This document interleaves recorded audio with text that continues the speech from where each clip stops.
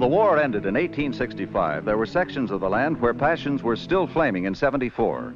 And Wyatt Earp, as Marshal of Ellsworth, Kansas, finds himself embroiled with cowmen of strong, strong views about that war.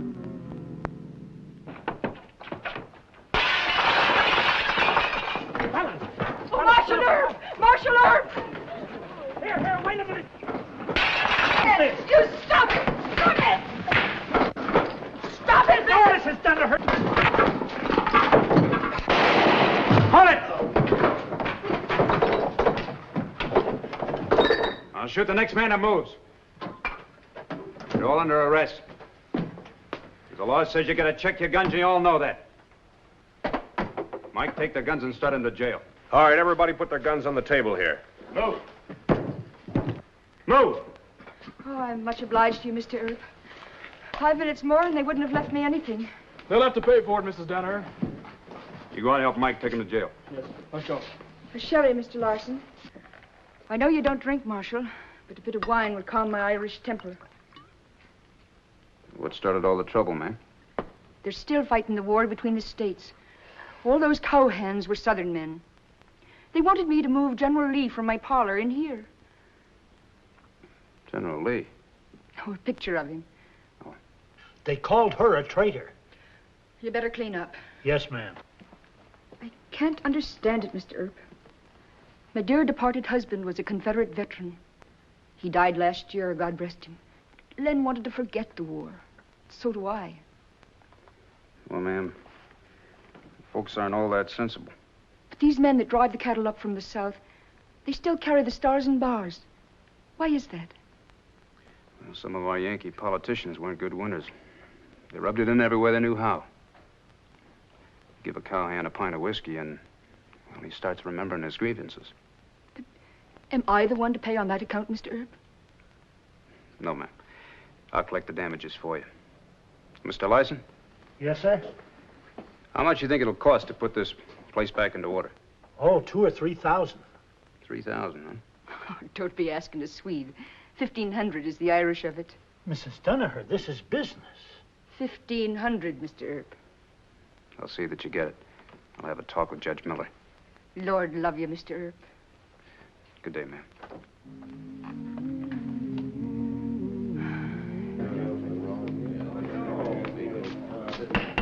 All right, men, stand up. Judge Miller. Take your hats off. You men are charged with drunkenness and malicious destruction of property. I suppose that's your idea of fun, wrecking a poor widow's only inheritance.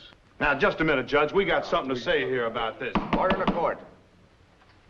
Marshal Earp, what's your recommendation here? I think between them they ought to be fined $1,500. Stay in jail until they pay it. Oh, sure. That's Yankee justice. Order. The court finds you $1,500 pro rata. You'll be held in jail until payment. Deputy Teague, remove the prisoners. All right, man, this way. Come on. Marshal Earp. This is Marsh Murdoch, a newspaper man from Wichita. We've been friends for a long time. Oh, Mr. Murdoch. Glad to know you, Mr. Earp. I came here on business. Mighty important business for you, Wyatt. It's such an opportunity that I can't stand in your way. I'll see you later, Marsh. And I hope he turns you down. I hope not, Ed. Miller seems to think you're going to be the best marshal in the West. Well, Ed's my friend. Your friend, but also a newspaper man. We learned to size up men pretty well. I'll come to the point. How would you like to be marshal of Wichita? Wichita?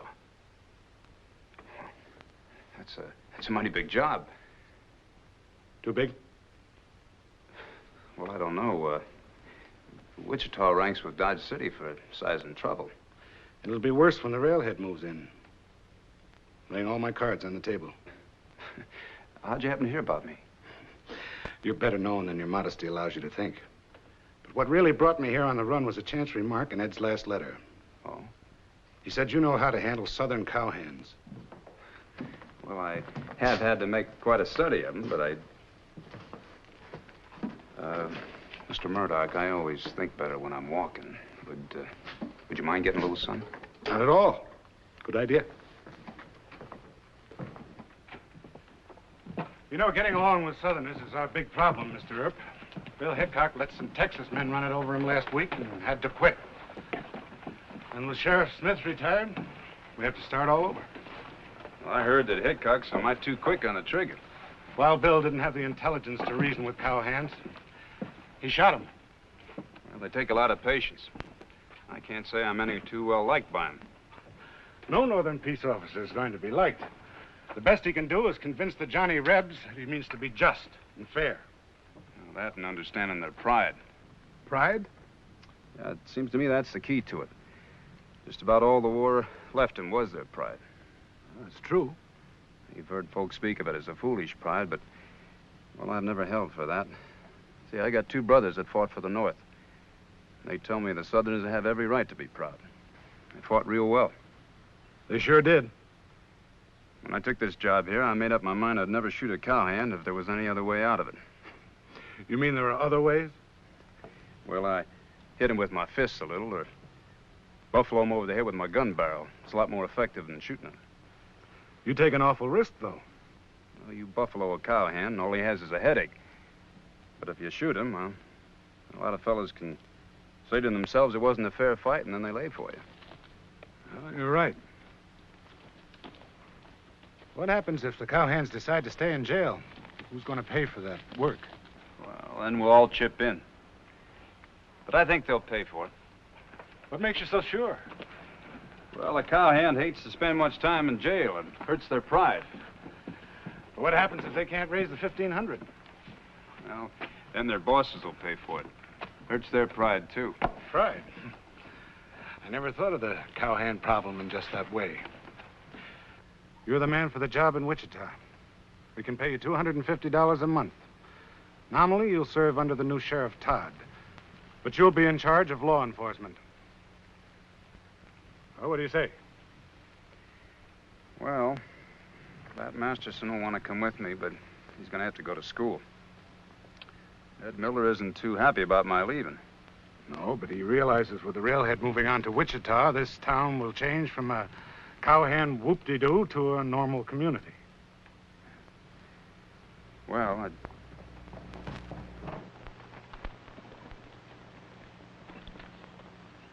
You Wyatt Earp? that's right. Where's Judge Miller? Who are you? Rams is the name. Kirby Ramsey. You got some of my men in jail. We want to talk to you and the judge in private.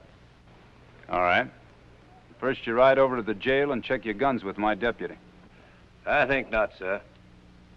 How's that for Yankee impudence? There's nothing Yankee or impudent about it, Mr. Ramsey. It's a city ordinance. Why, of all things, aren't you Captain Ramser? Madam? You wouldn't be remembering me? I'm Mary Donaher, Len's wife. Oh, yes. Running this tavern, I believe. I was, Captain. But a bunch of pesky cowhands just about put me out of business this morning. Heard about that. Turned Yankee lover, didn't you? Why, Captain, you and my husband were great friends. You were his captain. Well, you know I wouldn't...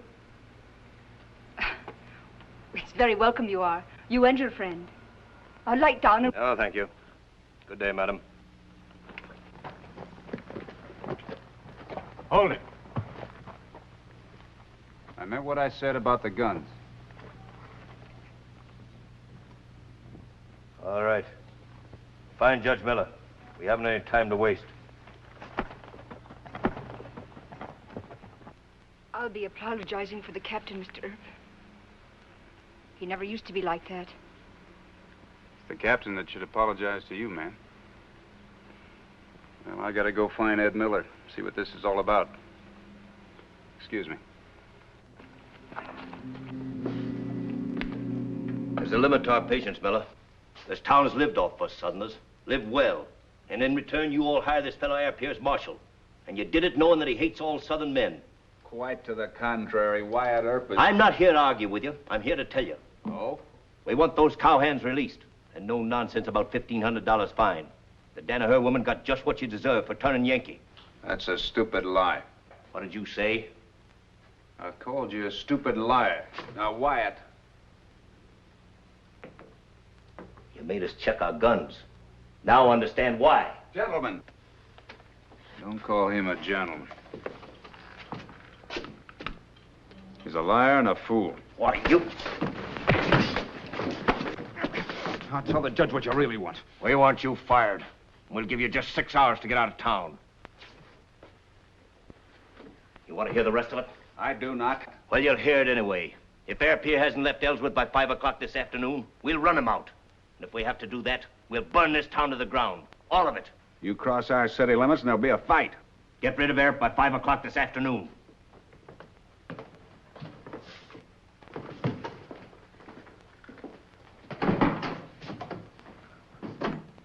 The Civil War all over again.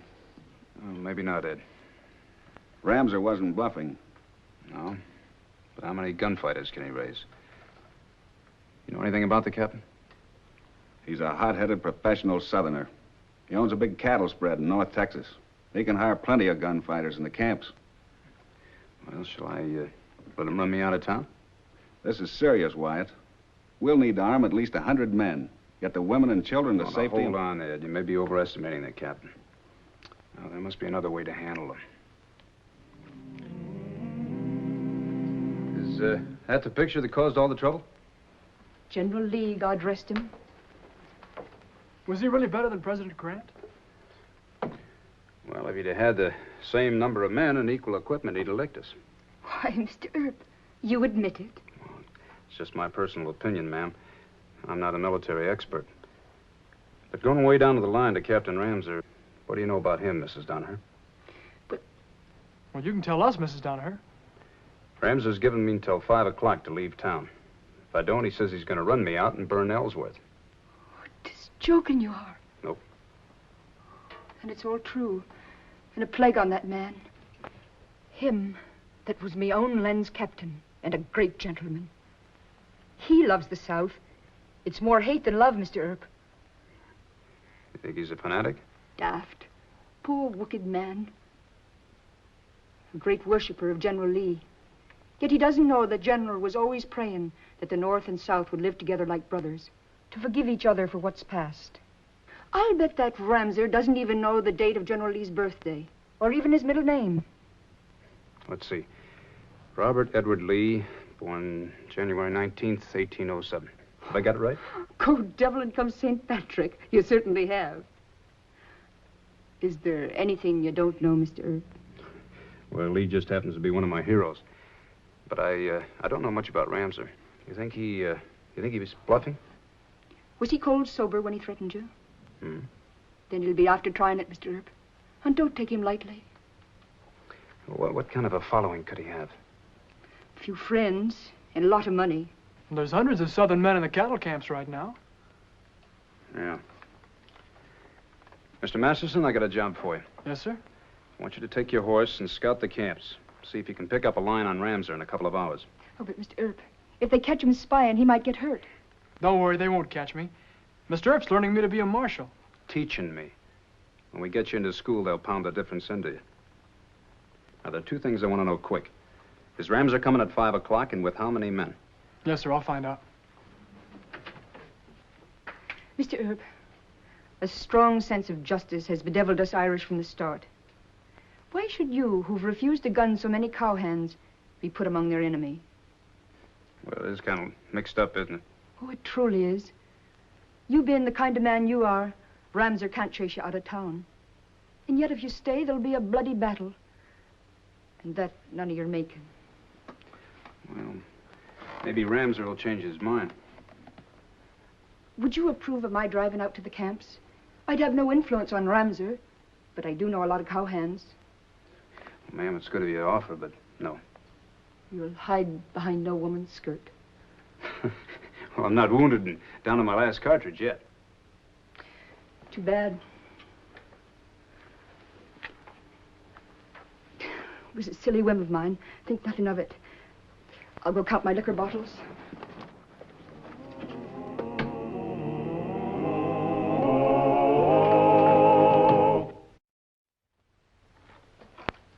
Number 8, that's birdshot. That's right. What's the idea, Wyatt? We ought to use buckshot or slugs. Well, I haven't heard from Bat. Ramser was coming in for us, we'd have heard talk in the nearest camp. So? Well, either he's not coming at all, or he'll make some fanatical Johnny Reb move with just a few men. Well, you haven't been wrong yet. Of course, we could always meet Ramser with a posse, Ed.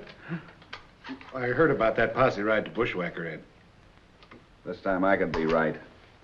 Yes, you could. But if Ramser's coming with a small army, we haven't got enough to fight. If he's only going to come with a few men, then we can discourage him with some birdshot. I still say Ramser needs a double dose of buckshot. What do you think, Mr. Murdoch?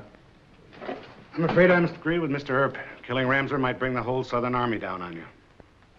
Thank you. Oh, just one more thing, you all Yankees.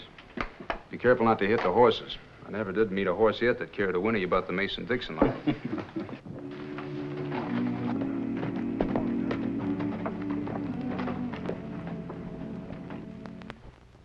I found this tacked onto the crossroads sign down at the corners.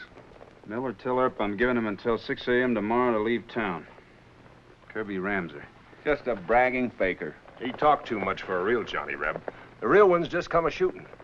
I don't know. Might have taken him longer than he figured to get his crowd together. Well, Bat should have been back here by now. I don't like it. You think Ramser might come in this morning? Well, Bat can tell us that. If they haven't caught him.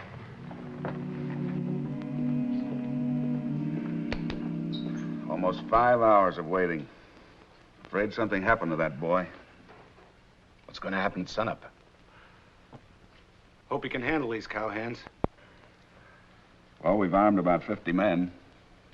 Earp can't ask you to risk a whole town for him. He won't run. If he did that, it'd be no use to you in Wichita. Or anywhere else as a law officer. I like Earp. Hate to see him lose his big chance in Wichita. Lose his reputation or his life. And through no fault of his own.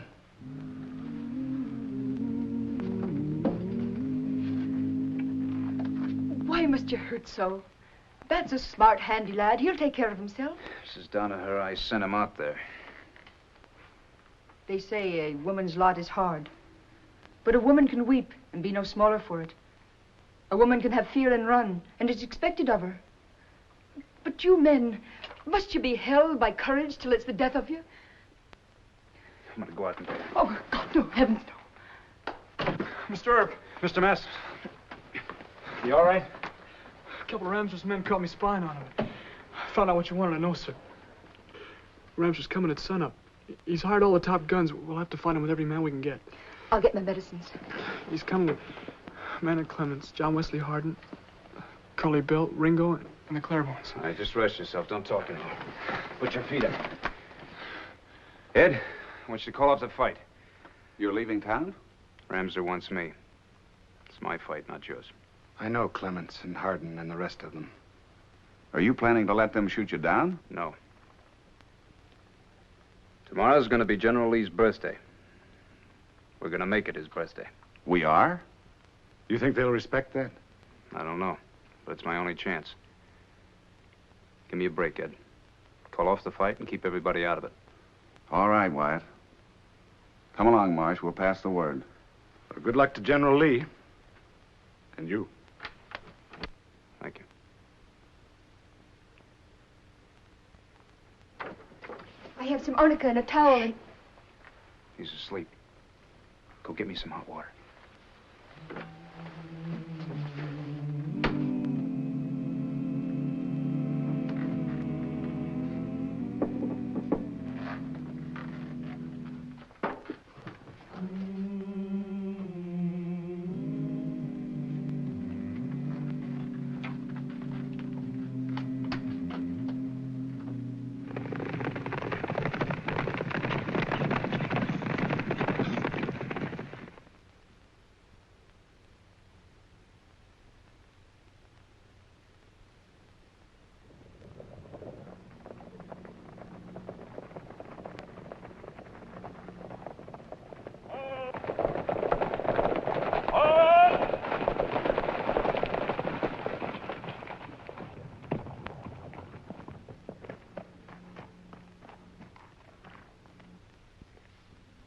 Morning, Captain.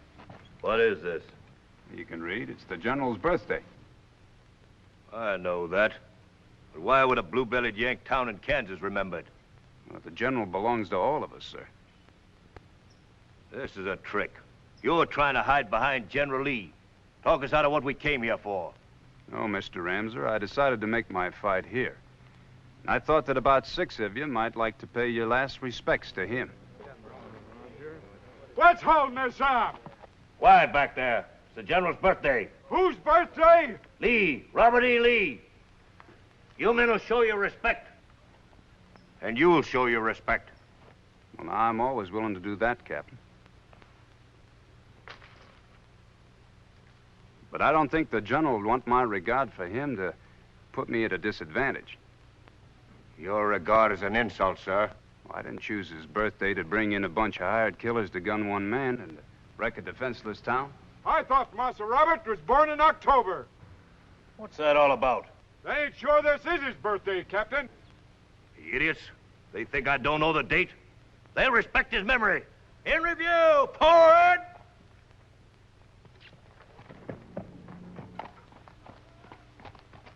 Ho!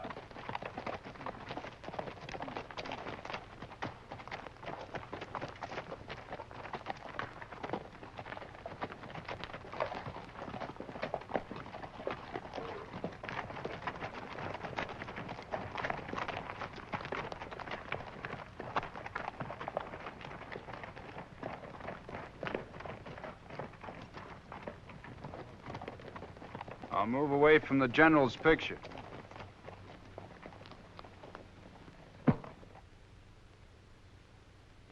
Now it's a fair fight, the way he'd want it.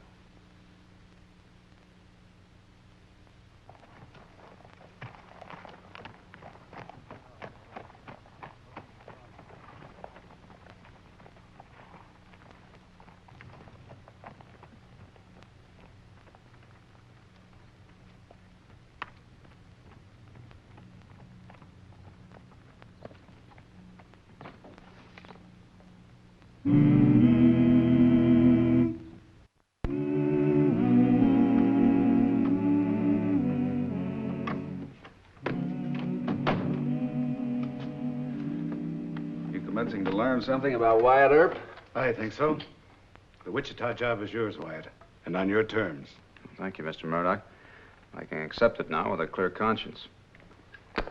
I don't think you'll have any more trouble, Ed. But if you want me to, I'll stay. No, Wichita is too big an opportunity for you, Wyatt. I think you should accept it. $1,500 from Ramser to Mrs. Danaher. Oh, thank you. I'll take it on over to her. I'll see you both later. Right. Is that straight now? Good and straight, just like him. Mr. Earp, sir. Yes, Mr. Masters. How long do I have to stay in that school? Till you learn the date of General Lee's birthday? Well, I already know that. January, 19th, 1807. That's it. Those ignorant Johnny Rebs. Mr. Masterson, don't ever call them ignorant. No, they knew the main fact, that they loved General Lee. They were wise men. God bless them all. You know we're going to miss you around here, Mr. Earp. Thank you. Won't you change your mind about Wichita and let me go with you? Nope. Why not? Look, you want to be a marshal someday? Sure. Well, you're going to have to go to school in Topeka. And the first date I want you to learn and always remember is General Lee's birthday. January 19th, 1807. That's right. Remembering dates comes in mighty handy sometimes. Well, he cleaned up the country, the old Wild West country. He made law and order prevail. And none can deny it, the legend of Wyatt forever will live on the trail. Oh, Wyatt Earp, Wyatt Earp, brave, courageous, and bold. Long live his fame, and long live his glory, and long may his story be told. Long may his story be told.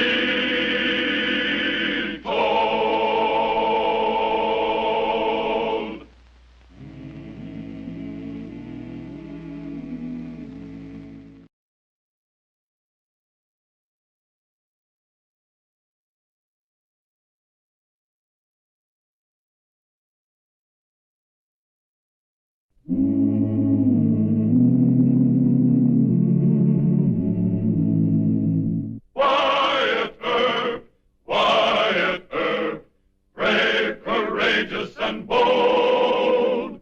Long live his fame, and long live his glory, and long may his story be told.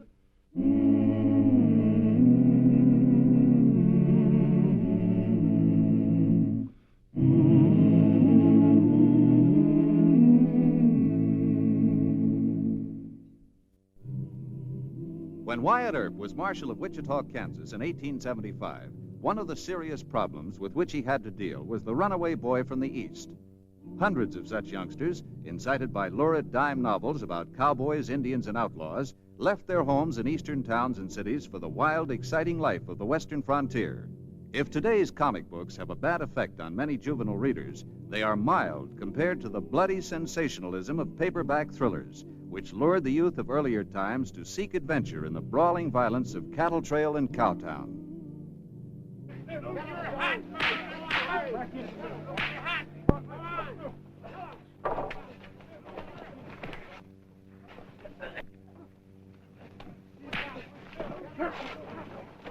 My turn.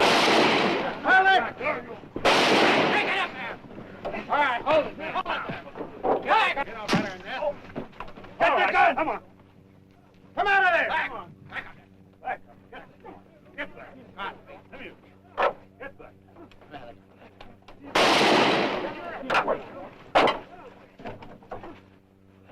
Well, you little punk. Were you using real bullets?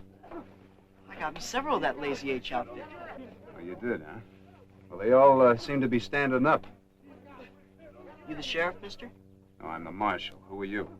My name's Tim Jones, and I'm with the Bar W's. You know, we had our loading orders first, and then those Lazy H's tried to jump our claim. You took a shot at me. Oh, I didn't see your star. I thought you were Lazy H. I don't shoot at the law.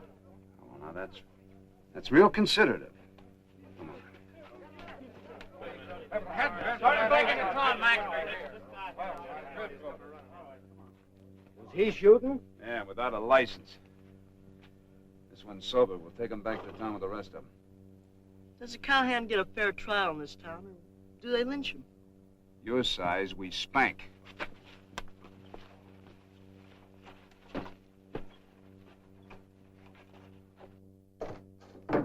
Anybody get hurt? No. They're too drunk to get hurt, most of them. I wish people would keep their kids at home. I got another desperate Desmond on my hands. Runaway boy, huh? Yeah. It's a wonder he didn't ping somebody or hurt himself. This is the kids? This is the worst yet. They're coming west by the hundreds. We've had at least a couple of dozen in the last few months. Can't you get something in Eastern papers about it? I've tried, Wyatt. I think it's just normal kid behavior. In fact, they're rather proud.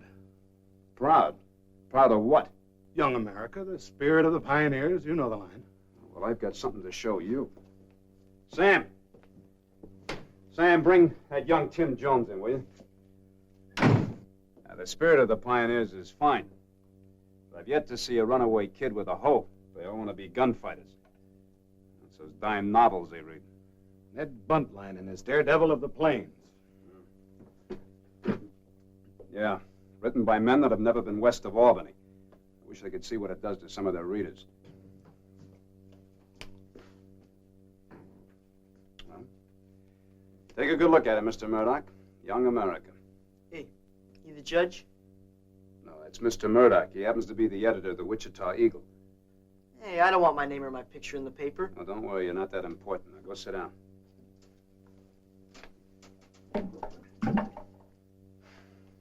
Where do you folks live? Haven't any folks. Who's your relative?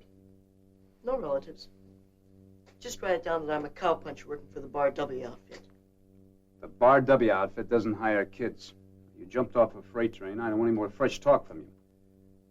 Now, we've got to send you home. Where is that? None of your business. Don't get sassy with Mr. Earp, kid. Okay. I'm a homeless juvenile vagrant. I'm an orphan without any means of support. Well, that's too bad. We'll have to put him out for adoption. Yeah. Mr. Bodine at the dairy would like to have another orphan. 40 cows to milk twice a day. Only 3 kids to do it. Think you're tough enough for that? Well, I want to be a cowhand. You know, ride the range, punch cows. Well, you can milk cows at the dairy. No, if my father were here, You just turn me loose. And you do have a father, huh? No, I don't. Bend over the desk. What? You heard me. I said bend over the desk. Oh, wait, I'll tell ya! All right. My father's Timothy Jones Sr. He lives at the Fifth Avenue Hotel in New York City. New York, huh? You've come a long way. I'll send a wire for you, Watt. Should be Thanks. here in a few hours. My father will fix you for using corporal punishment on me. No one's allowed to do that. You're just a big country Jake sheriff. And you're a spoiled brat. I guess you might as well start learning. Learning what? To be a cowhand, that's what you came west for, isn't it? Yeah. Where do we go now? We're going to a little cowhand school. I run it just for boys like you.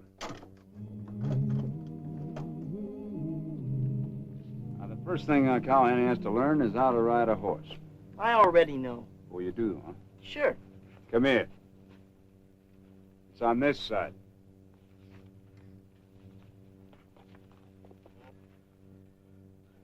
Turn him loose. All right, Mr. Jones. Hurry.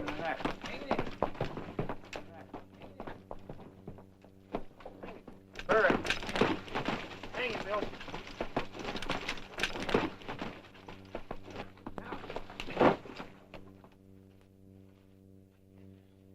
You all right? Yeah. I'll show him. No, I think you had enough. I want to try him again. All right. But this time, keep your heels out of his flank.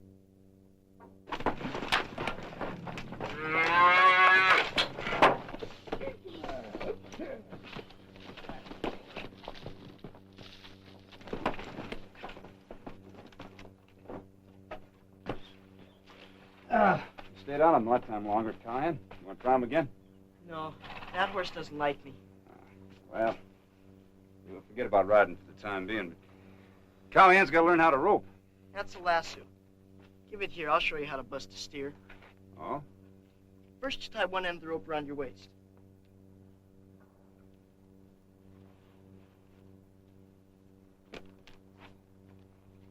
Then, you open the loop at the end like this. Uh-huh. Yeah, it's good. Now, you stay right here, and I'll go get a steer and let him out of the chute. You can rope him. How big a steer? Oh, just about your size.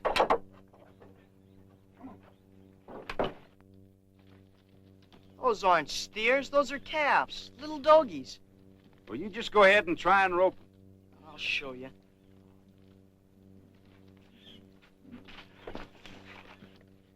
Mr. Jones, you're aiming at the wrong end.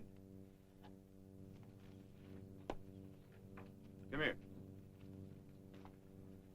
You go up and climb up on that fence over there and drop the loop over their head. That's not the proper way to do it. Well, it's the proper way for a cowhand on foot. Now, you go climb up. Go on. Okay.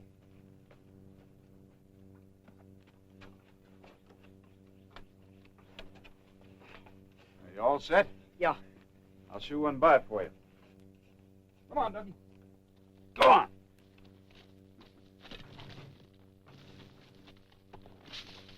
Ow, it burns my hands.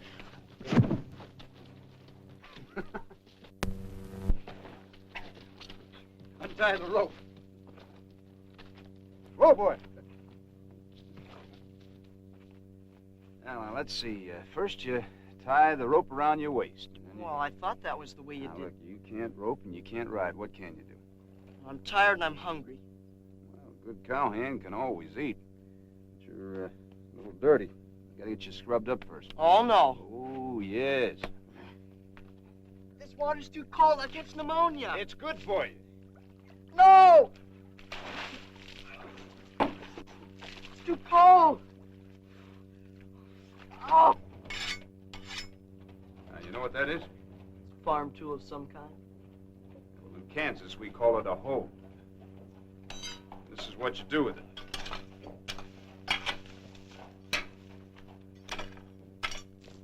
Now, you try it. Not me. That's hard labor.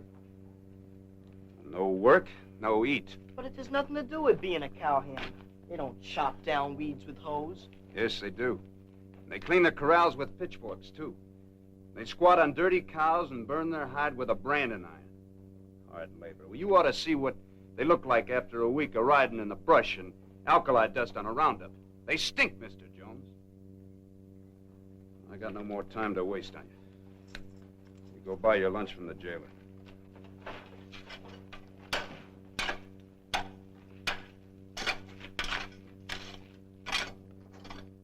Hi, Marshal. Hi, Sam.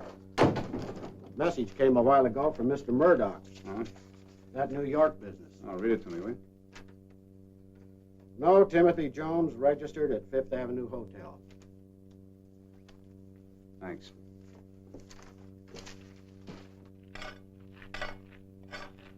Mr. Jones, come on in here.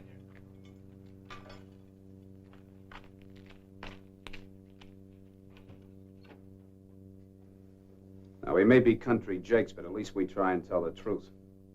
They've even taken the word of an outlaw killer like Ben Thompson, and he kept it, but I can't take yours. There's nobody registered by the name of Timothy Jones at the Fifth Avenue Hotel. They've never heard of him. All right, go ahead. No. I'd rather be spanked than listen to you call me a liar and no good brat. All right, then.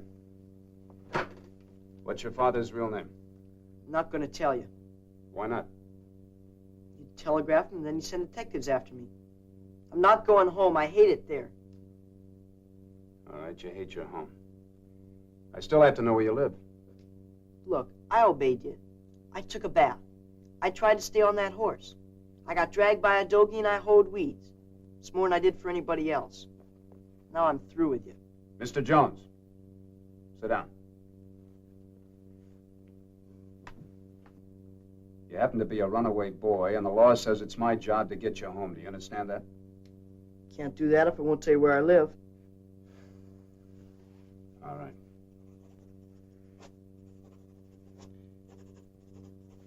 You take this note over to the clerk at the Texas house. Here's the key to my room. Get yourself a bite to eat, and you stay at the hotel. Tim, when I get off work, we'll have a long talk. When'll that be? 8 or 9, maybe later. I'm trusting you to stay there. I'll run away. No, you won't. I figured that. Most kids want to be good. You can't be any different from the rest of them. I'm sure you want to be a cowhand. You want to follow Ned Buntline's Wild Westers. But why run away from home to do it? Got plenty of time for that when you grow up. Why make such a secret out of where you live? Your father can't be that bad. I'll see you at the hotel, Mr.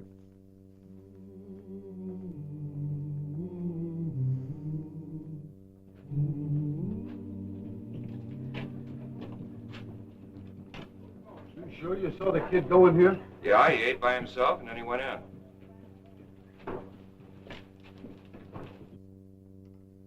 Good evening. Railroad detectives. Hannibal and St. Joseph. What can I do for you? You got a lad about 14 years old staying here? He's a nice-looking boy. He's about that tall. Brown hair, blue eyes. Oh, yes, Timothy Jones. He's in care of Marshal Earp. Timothy Jones? Where can we find him? You better talk to Marshal Earp. He's usually here by now. Thank you. We'll be back.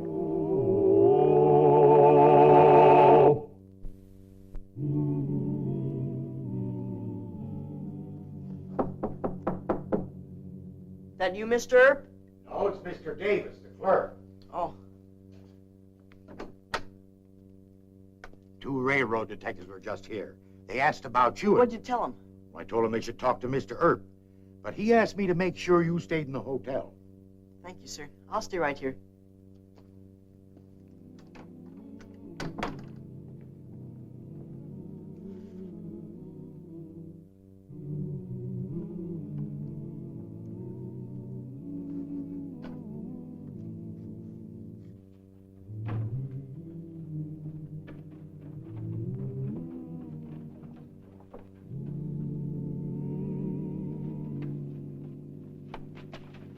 Turn me loose! Mr. Earp, will fix you. The cow-tongue sheriff better keep his nose out of this. Mister, help me! Hold it! Let him go. You keep out of this. We're railroad detectives. They're kidnapping me. Well, I don't care who you are. You're under arrest. Yeah? Hold it!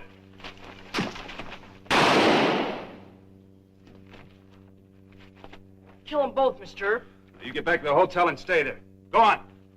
Yes, sir. All right, go pick up your friend. Go on.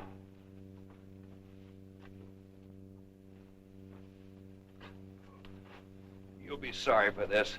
That's Big Tim Callahan's son. And who is Callahan? The president of the Hannibal St. Joe Railroad. You're in trouble, you stupid jayhawk. Yeah? Start him over to Doc Fabrique's office.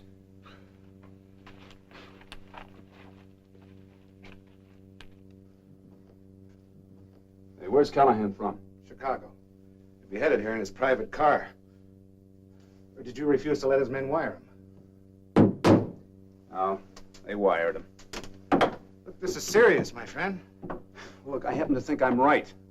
Morally, yes, but you rousted that kid of his around, buffaloed one of his men, and shot the other one. Lord knows what Callahan will accuse you of. Hey, that reminds me. What? I promised to have a talk with this kid. Now, wait. I think you and I should have a talk with Judge Jewett and Mayor Hope. This is more important. Well, I happen to think that the boy is a lot more important than the old man. The boy's the one that's got the real trouble.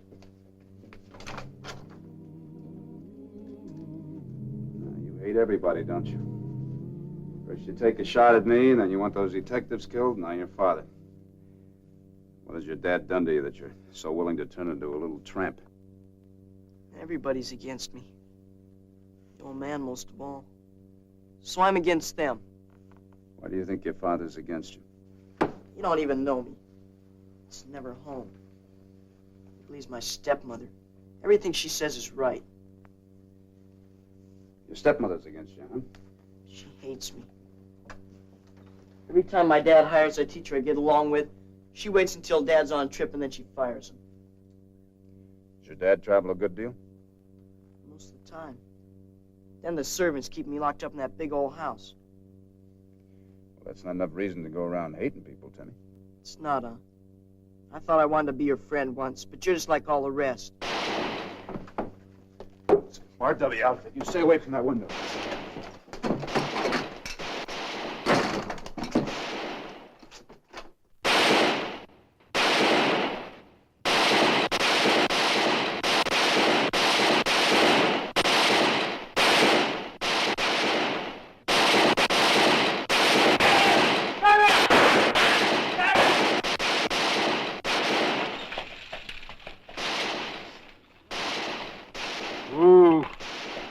Those hoodlums won't shoot at Tim Callahan.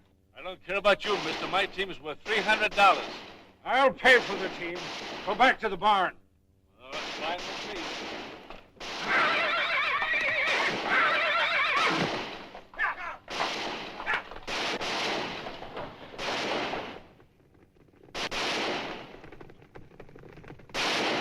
Look out, Dad!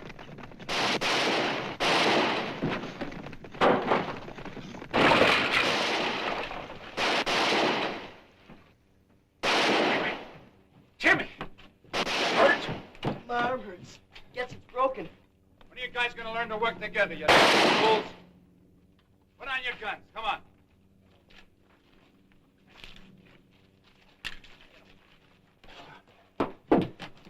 I'll take care of this. You and the boys hustle those men in. Go on. Let me see that arm, Timmy.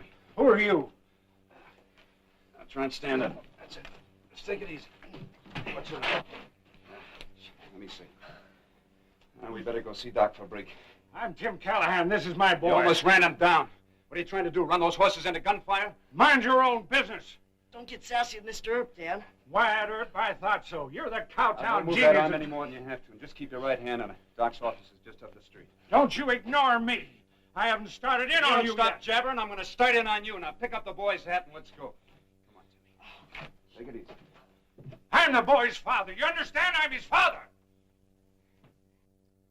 So I arrive at Wichita, and what do I find? Excuse me. A gun battle waging on the main street, and my son Timmy right in the middle of it. 2 of my detectives in jail. One of them seriously wounded by Wyatt Earp. And when I offer a mild protest, Mr. Earp threatens me. Is this the way you run things in your town? Your detectives resisted arrest, Mr. Callahan, and your son refused to give his right name and address. My time is valuable, and I'm not going to waste it arguing in a small-time court like this. Oh, you're not? I demand that Earp be dismissed immediately. Your wishes are not law in Wichita. All right. Then I charge Earp with cruel and inhuman treatment of my son, if you haven't any law against that. And then I'll bring suit against the city for civil damages. I'm going to sue you for $50,000. Now, hold on. Cruel and inhuman treatment of a child is punishable under our criminal code. Well, well. I'm astonished. This court is not interested in your personal reaction. Have you any testimony to present against Marshal Earp? I most certainly have. Mr. Becker and Mr. Dean tell me that Earp forced my son to ride a dangerous horse, that he tied him to a steer and allowed the steer to drag him around, and then forced him to hoe weeds in the jail yard for hours. These are the facts, Your Honor. That's all wrong, Judge. It's not the way it happened. It's all a pack of lies. Now, son, you keep out of this. Order. Step over here, young man. Yes, sir. Well, surely you're not going to listen to a mere child, an irresponsible lad who doesn't... Sit down, Mr. Callahan. Move over. Sit down here, son. Now, Timmy, suppose you tell the court whether you've been treated cruelly or inhumanly by Marshal Earp. No, sir, I wasn't. Did he force you to ride a dangerous horse? No, it was all part of the cowhand school. Cowhand school? Mr. Earp runs it for spoiled kids who leave home and think they'd like to be cowhands. Oh, I see. Well, the horse and the little calf, they were all part of the lesson. Hoeing weeds was part of it, too. But the best part is, after Mr. Earp gives you the acid test, he treats you like a man. He trusts you. He doesn't let servants lock you up or put detectives on your trail. Then you have no complaint of the way you've been treated since you've been here? No, sir. Can I stay here with Mr. Earp? Please, Judge. Couldn't Mr. Earp adopt me or something? Timmy, you don't mean that. Yes, I do. Mr. Earp doesn't hate me. I lied to him and acted fresh. But he doesn't hate me. That's all I want, just not to be hated. Timmy, I don't hate you, I love you. Why would you say such a thing as that?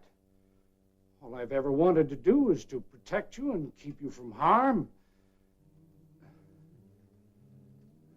Mr. Earp, I don't know how to say this, but I hope you forgive me.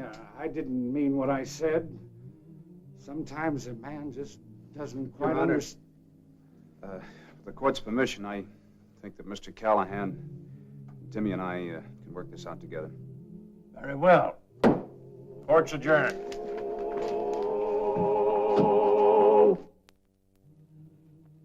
I think this horse likes me now. That's the secret, huh, Mr. Earp? Oh, the secret is that you like the horse. I sure do. As soon as my arm gets well, I'm gonna learn how to ride him just like Mr. Earp does. I think it's time Dad learned how to rope little dogies. Don't you, Marshal Earp? That's right. All right, Timmy. Just how do you go about roping one of them dogies? Well, it's simple. First, you tie the rope around your waist. This one? Yes. Tie the rope around him, Mr. Earp. Well, okay. Now, I'll let a little dogie out, and you sit on the fence, Dad, and then you drop the loop around the dogie's neck. Okay? All right. I'll let the little dogie out. Right up here, huh? That's right. Right up there. Well, it seems very simple to me. Oh, it is. It's very simple. I'll get him the first time out. Turn that doggie loose. Well, he cleaned up the country, the old Wild West country. He made law and order prevail, and none can deny it. The legend of Wyatt forever will live on the trail. Oh, Wyatt Earp, Wyatt Earp, brave, courageous, and bold. Long live his fame, and long live his glory, and long may his story be told. Long may his story be told.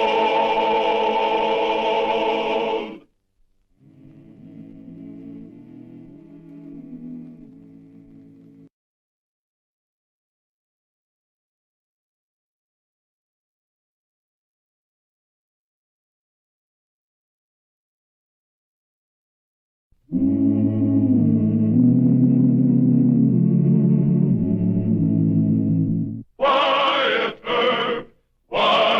Earp, brave, courageous, and bold. Long live his fame, and long live his glory, and long may his story be told.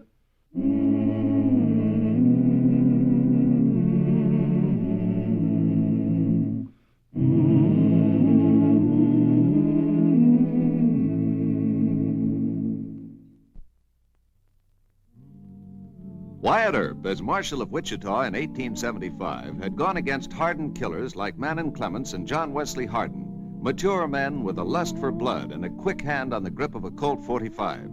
But there was a group of desperados, most of them 18 or 20 years old, who styled themselves Billy the Kid or the Pecos Kid or the Comanche Kid. A few of them were like young Lonnie McVeigh, known as the Kansas Kid, who found himself hounded by a reputation and driven toward death at the end of a posse's rope.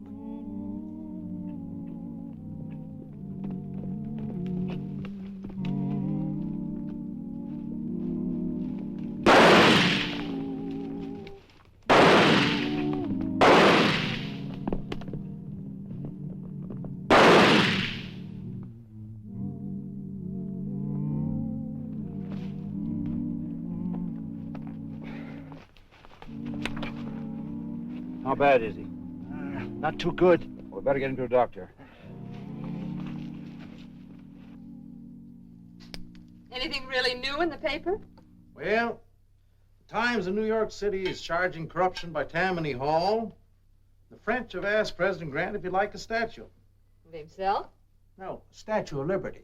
They want to give it to us because we're the first republic. Oh, I think that's a very nice idea. How much would it cost? No, Martha, that's not the point. The point is that if they gave us... Lonnie! Yeah, it's me.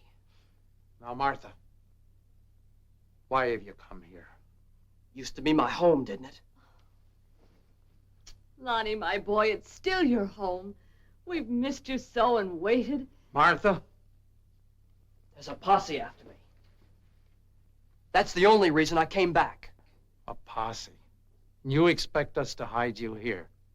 I always thought you were my father. Oh, now, John. We told him last time he mustn't ever come back. Oh, You agreed to it? I know, but why did you come here? Why is the law after you?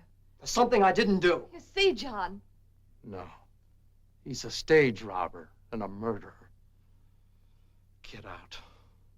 Not right now. Please, John. He can't expect us to hide the Kansas Kid from the law. Shut up. I'll hide myself.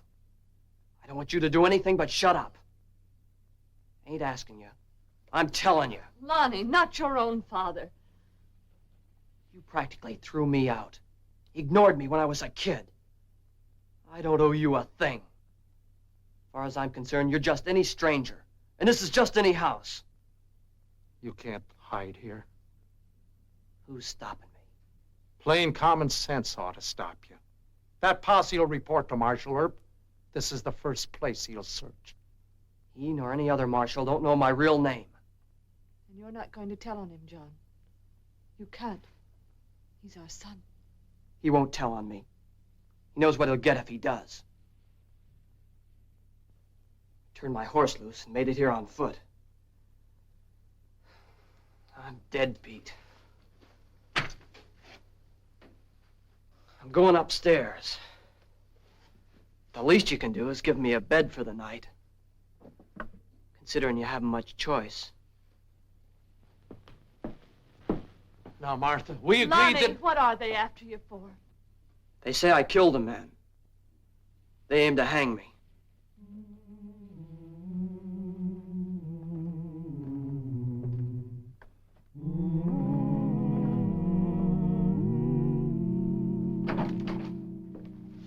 Marshal Earp, this is Sheriff Osborne from Kingman County. Howdy.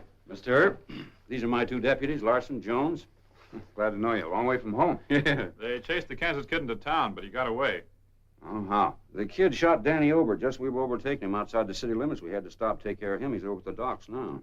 Doc Fabrique's a good man. Seemed to know his business. Sit down, gentlemen. How do you think the kid's holed up in Wichita? Huh? Oh, he has to be. Rode in here not more than half an hour ago. What's he wanted for besides wounding one of your deputies? Well, he killed a Wells Fargo guard in a stage holdup outside of Kingman City. I'm having some of these printed up. The Kansas kid. There are a dozen kids this and that. What's his real name? Nobody knows. Works out of the brush country. Never comes into town, huh? If he has, he's sure got sense enough not to brag on who he is. But you men can identify him? We got close enough for that. He's slender, brown hair, brown eyes, good-looking kid. Marshal Earp, we picked up a stray horse that was wanted on Cross Street off Douglas Avenue. I got him outside. That could be the kid's horse. Let's take a look. This is the one right here. Mr. Blaze, 3 white stockings. Belongs to the kid, all right. Looks like he was traveling light. A long ride. Looks like an old saddle, too. About 8 or 9 years, I'd say. Uh-huh. And this saddle maker's mark might give us a lead. Looks like old man Gentry's. Here in Wichita? Yeah. We'll take the horse on down to his shop. You and your men might as well get some rest and something to eat. Any objection to my going along with you, Mr. Earp? Well, happens there is. Old man Gentry may not want to talk in front of strangers. Okay, you're the law in Wichita, so long as we get the kid. If he's here, you get him. Come on, boy.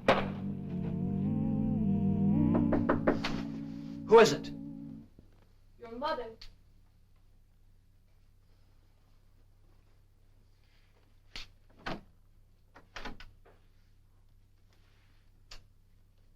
Where's the old man? Did he go to turn me in? I don't know. I was born in this house. I might as well die here. If you're innocent, as you say, you should give yourself up. Stand trial, I suppose. Yes. They've tagged me with enough jobs to hang me 9 times.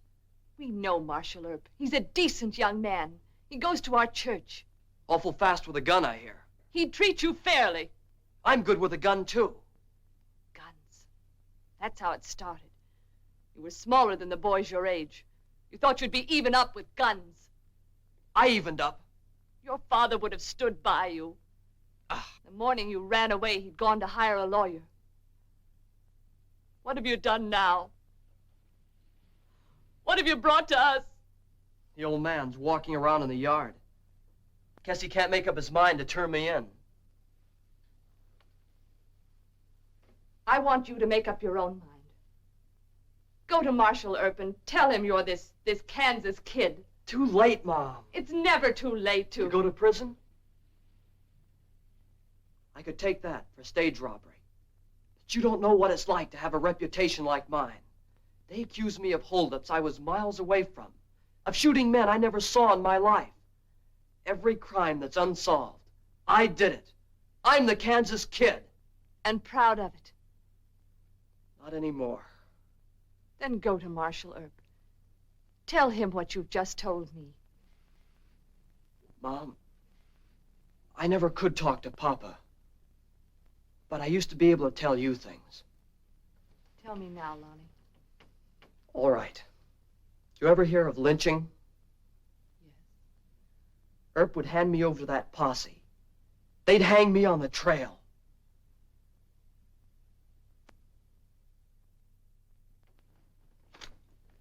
That your saddle, Mr. Gentry? Yeah, I made it. You remember who bought it? Forget. You keep a record of all your sales, don't you? No. Look, Mr. Gentry, Wichita is a small town. The boy that rode that can't hide here for very long. Now, if you know who it is, the kindest thing you can do is to tell me. How do you figure that? Some men from Kingman County are after him. I can vouch for me and my deputies, but the other crowd spots him first. I can't vouch for them. Your memory improving? You wouldn't want me to remember, Wyatt.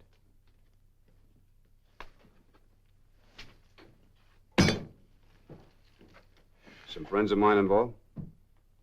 Good, decent people.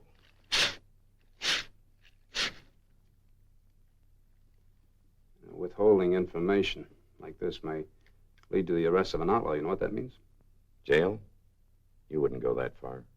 Yes, I would if I had to. Come on, you might as well tell me. I'm going to find out anyway. Okay, Wyatt. I tried to protect a good family. John McVeigh bought it from me. John McVeigh? I'm looking for a kid that's 18 or 19 years of age. Does he have any children? He had a son, if you must know. I almost wish I didn't have to know. He's their sorrow, Wyatt. Make it as easy on them as you can. Yeah. I'll be back for that later.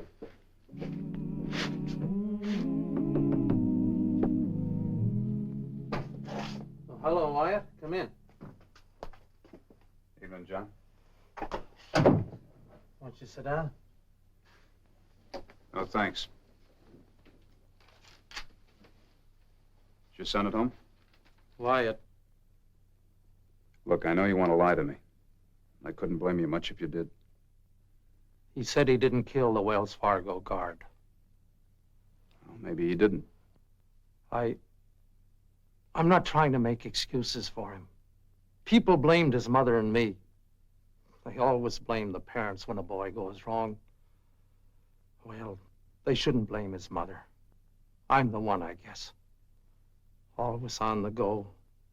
Ohio to Illinois, Illinois to Kentucky, and then out here. Scratching for a living. And forgetting, I guess, that my boy needed a little of me. And every time he needed me, Wyatt, I wasn't around. Ain't much feeling between us, I guess, and heavens knows there ought to be. I still don't know the whole answer between him and me, but Wyatt, save him for us if you can. I'll do what I can, John. Now I have to arrest him. Where is he? Oh, not alone, Wyatt. He's got 2 45s. Give Mrs. McVeigh a little time. Perhaps she can talk him into... All right, Marshal Earp. Come and get me. No, Lonnie. He's our friend. No friend of mine. I'm sorry. Take it careful, Earp.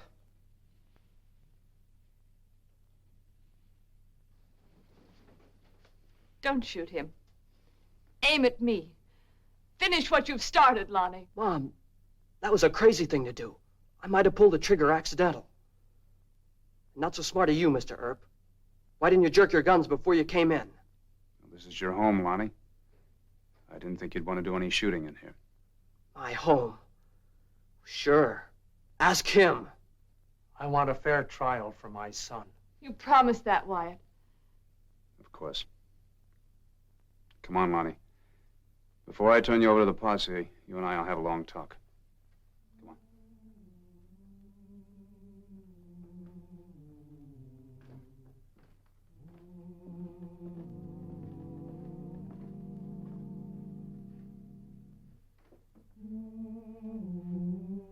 Bye, Mom.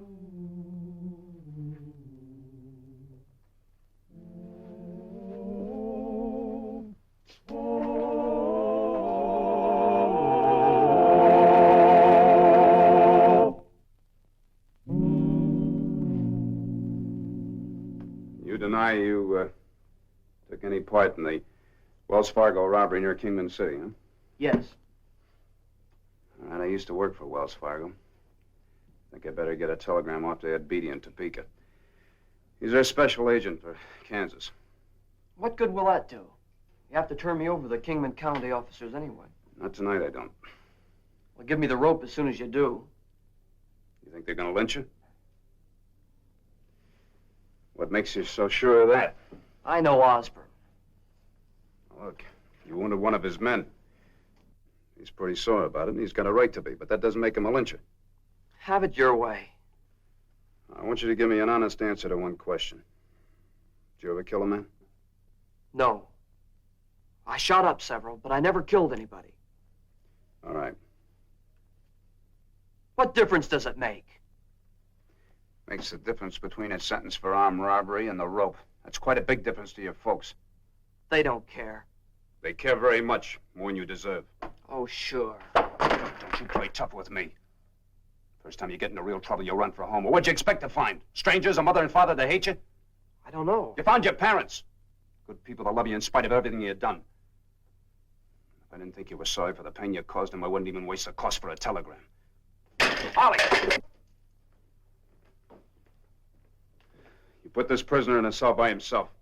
I'm not going to book him yet, and I don't want any word going around town about it. You understand? Yes, sir. I'm going to go down to the Eagle office and send a telegram by press wire. I'll be back in 10 minutes. As soon as I hear from Wells Fargo, I'll get word to your folks. Otherwise, I won't be sleeping tonight.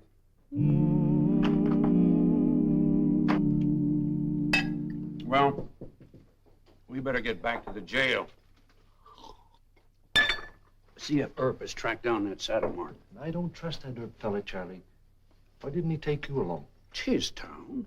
Hey, you're the lawman from Kingman City that's after the Kansas kid. Yeah, you seen him? No, but Marshal Earp sneaked a young fella into jail. Maybe he's pulling a fast one. Oh? I got a good look at the kid. Slender, brown hair, brown eyes? Yeah, that's him. You just bought yourself a drink. Oh, thanks. Sit down, boys. We don't want any trouble with Earp. He's against lynching. Oh? You aim to swing the kid? Just as quick as we get him away from Earp and out of town. But we're gonna have to play it smart. You sure Wyatt won't turn him over to the posse? John! Of course he won't. Not till he hears from Wells Fargo. Is there some legal trick they could work? No, Martha. They're officers of the law. Why should they want to work some trick? Because I'm going over to that jail. Now get hold of yourself. Wyatt'll think we don't trust him. I trust Wyatt, but not those Kingman County men. Lonnie told me something. What? There won't be a fair trial. Lonnie says they'll lynch him.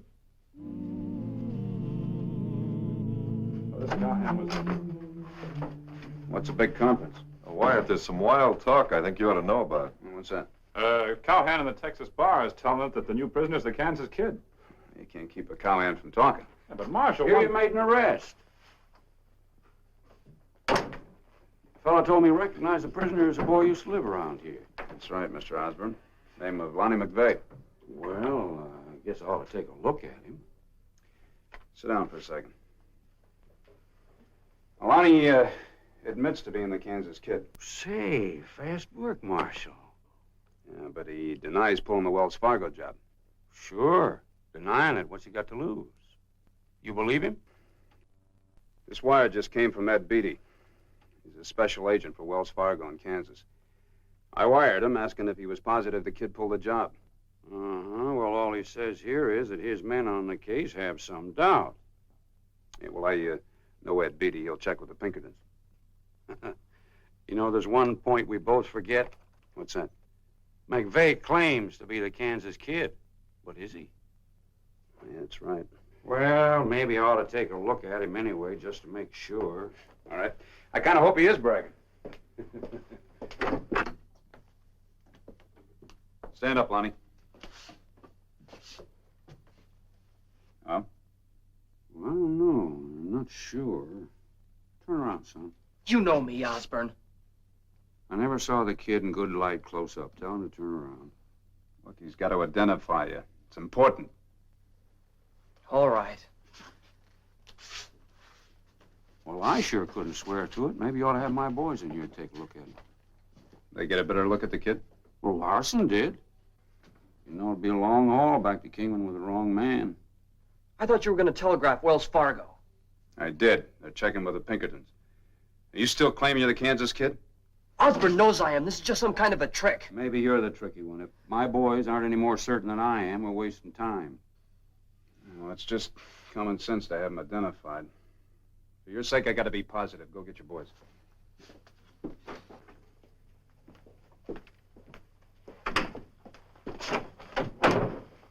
Mrs. McVeigh is here. I asked her to wait in there. Thanks, Ollie. That's very smart thinking. I want to make the rounds. Right. See you later. You bet.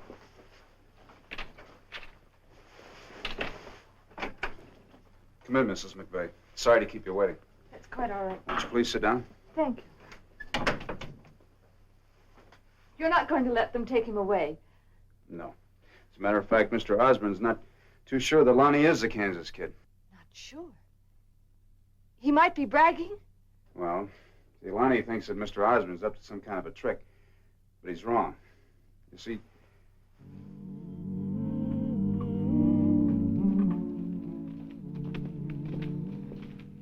Earp doesn't suspect a thing. There's only him and the two deputies. He thinks we're coming in to identify McVeigh. Now play it easy and casual till I give the word. whether Lonnie's telling the truth or not, Mr. Osborne doesn't act like a hothead or a rope slinger to me. But anyway, I'm not going to release the boy to Mr. Osborne until I hear from Wells Fargo. Oh, God bless you for that. His father and I are so grateful. Wyatt, Osborne and his deputies are headed up this way now. Oh, good. Oh, Mrs. McVeigh, would you mind waiting in the other room a moment? I'll be right with you. Here they are. I got a hunch it's just a fool kid trying to build himself into a desperate character. Could be. Well, let's take a look at it. Hold it. Looks like I guessed wrong. Yeah. Bring him in here. Go ahead.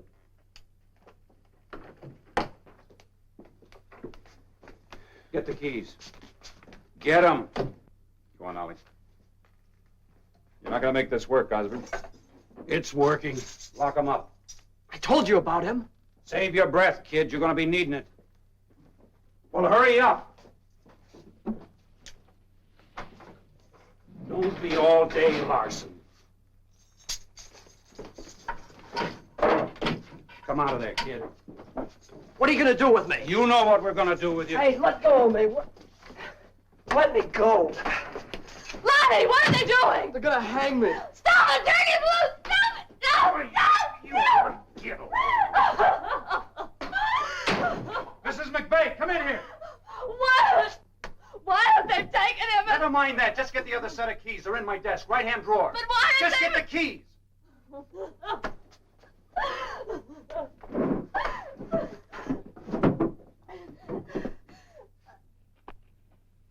The Kansas kid? Yeah, they're all alike, screaming his head off. Your marshal caught him. We're taking him back to Kingman City. Where is Marshal Earp? Oh, he's taking care of a brawl in some saloon. You hear which saloon? No. I better go check.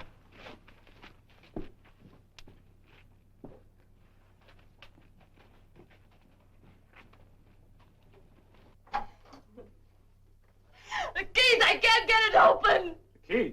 What are you doing, Mrs. McVeigh? They've locked Marshal Earp in there and they've taken my boy and I can't find the keys! Hurry up.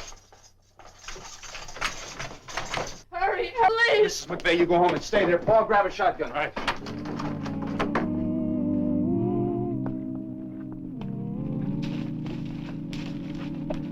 There's a good tree over there. Let's get this job done before Earp butts in.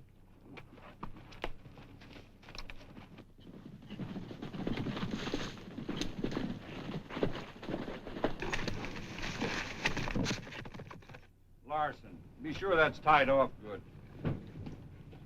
What's the matter with you, Jones? Let me have that thing. You don't know how to do anything. I never saw such a guy. All you gotta do is get in the right place. Look out, manager! What? Get me down! Let's go.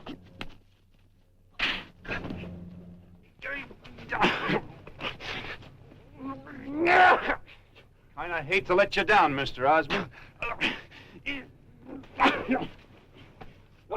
Mr. Earp, we weren't intending to hang the... Oh!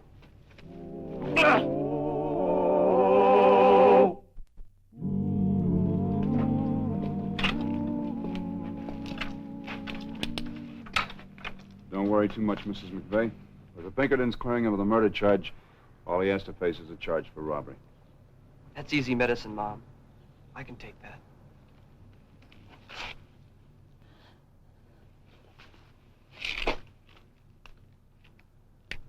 Dad? Good luck, son.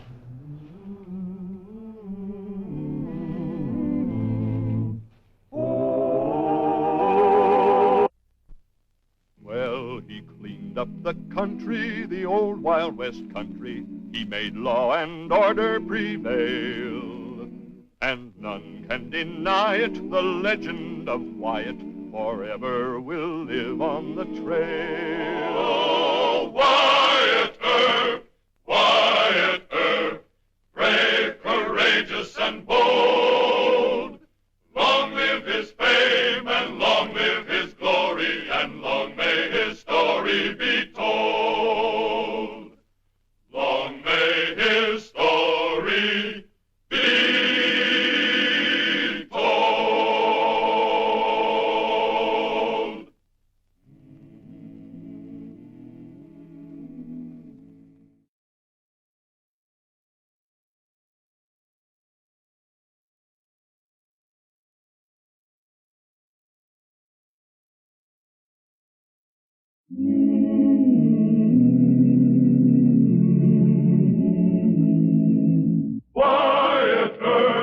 Wyatt Earp, brave, courageous, and bold. Long live his fame, and long live his glory, and long may his story be told.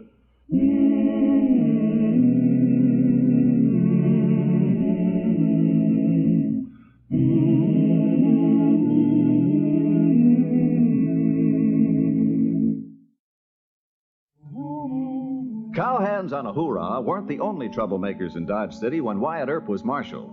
There were tough buffalo hunters who went on sprees in Dodge. And there were the railroad construction gangs of the Santa Fe who tried to make good their boast that Dodge was hell on wheels. In 1876, these two groups of hoodlums fought each other for possession of the dance hall run by Dora Hand, the queen of Dodge City's nightlife. Dora Hand, a beautiful and mysterious young woman who was a legend in her own lifetime. Men shot or maimed one another in fights over Dora and the girls of her dance hall. Come on, that's it. Get in there. Come on.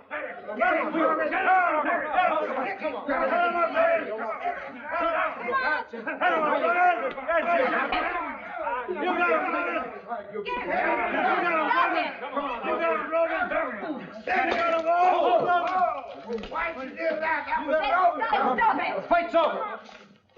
Take it easy. Now, what's all this about? It was just an argument, Marshal. There's no need to arrest them. They'll behave. Take them both to jail, Hal. Come on. Now, look, Miss Dora, this is the third fight you've had in her since noon. Sam, drinks on the house. Marshal.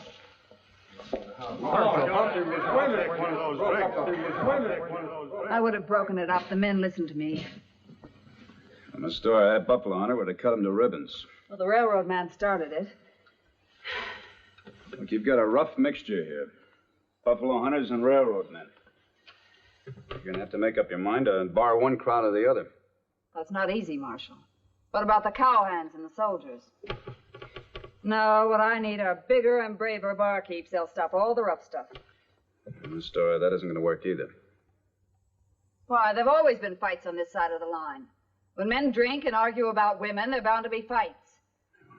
Not with knives and guns, they're not going to fight. What's this leading to, Marshal? You plan to close me. I sure don't want to, Miss Dora, but... Keep out of this.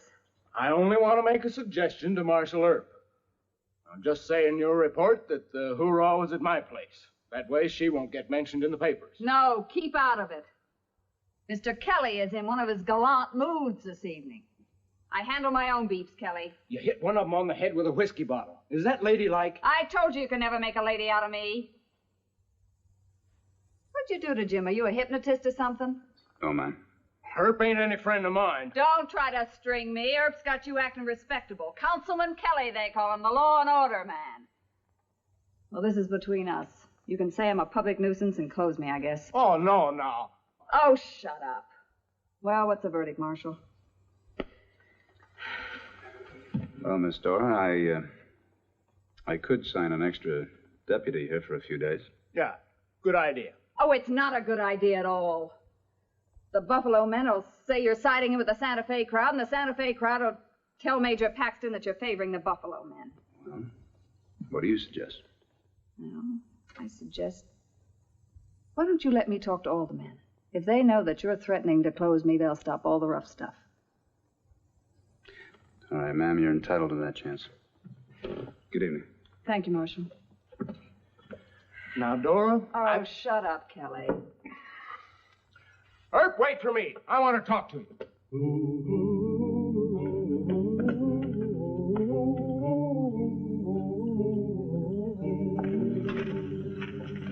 I thought you wanted to talk to me. No, I do. But not as a friend, mind you. All right. Don't get any wrong ideas about Miss Dora and me. She considers herself too good to marry a saloon keeper. By George, she's right. Yes, sir. You don't know Miss Dora. All you see is a dance hall owner and jump to conclusions. Well, I've jumped a lot of times, Mr. Kelly, but never to a conclusion. You might as well know the truth fair and square. I'm on Miss Dora's side. You in love with her? That's none of your business. Well, we hired you to keep law and order in this town, not to go sticking your nose into personal matters. All right, Mr. Kelly. I'll have to tell you the truth, fair and square. What truth? Well, I can't keep Sunday school order in this part of town. I'd be a fool to even try, but I do draw the line at knifing and shooting. Well, if Miss Dora can't control her customers, she's just going to have to close. Close her? Over my dead body. She'll still have to close. Earp, I had you right in the first place. You're nothing but a stupid, sanctimonious John Law. Now, let me tell you... Hold it, Kelly. Don't get tough with the marshal. Let Major Paxton handle him. Who's Major Paxton? He's boss of construction for the Santa Fe, that's who. Fine man, Paxton. I'll stand you all around the drinks on it. You drink to the railroad, Mr. Earp? I'm sorry, I don't drink. You can also tell Major Paxton I don't handle easy either. Double round of drinks. Free. All right. All right, we'll have a nice peaceable shindig. Yeah. Here's to Miss Dora, the Daisy Belle of Kansas. To Miss Dora. And we don't want any more dirty buffalo hunters causing trouble. We're going over to her place and we're going to throw them out. It will be for railroad men only. Whoa, now, whoa. Do you see that, Kelly? It's a lantern. We're going to hang it on the door. And that will mean that Dora's place is for railroad men only. Drinking to that, Kelly? Well, sure. We'll all drink to that. Then on the house. On the house. On the house. Yes, sir, this is Santa Fe night in Jim Kelly's. Any more railroad men in the house? Well, two more. Step right up here. I'm buying you a drink. Belly up. Belly up.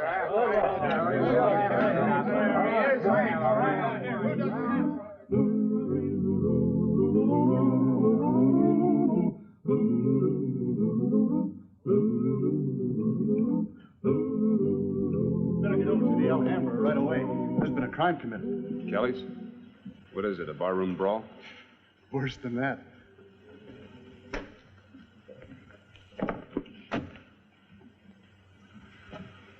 All right, put this one in the back room, too. Easy. Nice and gentle now. I don't want a bruise or a mark on him. Okay. All right. What happened, Mr. Kelly? Bad liquor. They got it at Chalk Beeson's place across the street. What he uses in his whiskey, I'll never know. Put him down, Mr. Kelly. Well, it's just some bad liquor. Never mind. Holy smoke. Chloral hydrate. Anybody else besides these three men get Mickey Fins? Marshal, I swear it wasn't. I thought you were smarter than this.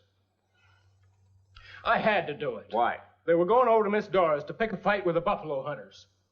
Did you know that knockout drops can kill a man? It's poisonous. Ah, they're railroad men. You couldn't kill a railroad man with a Mickey Finn. Chloral hydrate is a deadly poison. I had to charge you with attempted murder. Charge me. And I thought the old Jim Kelly was dead. That you'd put an end to all this hoodlum stuff. Come on, lock me up. Don't you even stop to think? Brogan and Humpy put on a dance hall fight. Now you spread that route to all the buffalo hunters and all the railroad men. Well, I done it for her. Dance hall girl and a pretty face. Now you stop right there. She's a ministering angel, that's what she is. She's what? You go over to Reverend Hawkett's church in the morning and... No, never mind. Come on, lock me up. Never mind. We'll do that later. I'm going to send Doc McCarty over here to take care of these men. You pay the doc, and you just better hope they all wake up by tomorrow morning. And I'm no prude, Marshal. I expect my men to get drunk and chase dance hall girls. But I can't let it interfere with their work for the railroad. We're pushing iron. 2 to 4 miles of track a day. Yes, sir. There's a pretty kettle of fish. Grogan, my top boss in the spike crew, laid up with a fractured skull. 7 terriers groggy from drugged liquor. Do you think the railroad's going to stand for this? Well, your men kind of asked for trouble, Major Paxton. Are you defending this Dora hand? Am I to infer... No, sir. I'm not taking sides with Miss Dora or Mr. Kelly. I think we may be doing them both an injustice. Injustice? Great Scott, this hand woman has given me more trouble than all the other dance hall operators combined.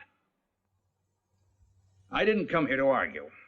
I demand that you close this woman's place. Run her out of Dodge. Well, if I decide that's the way to handle it, I'll do it. How long do you think it'll take you to make up your mind? Not long, Major. I'll give you until tomorrow. After that, the railroad will take it to the town council. Well, tomorrow will be time enough. Good. There's just one little thing that bothers me. Yeah? The blanket camps outside of town are full of buffalo men. You got a big crew driving track. I think I can calm down the buffalo men. I used to be a hide hunter myself, but what about your crew? They'll be busy in the railroad. We'll see that they stay that way, otherwise we may have a little fight on our hands. You going out to those buffalo camps now? Later. Gotta go to church first.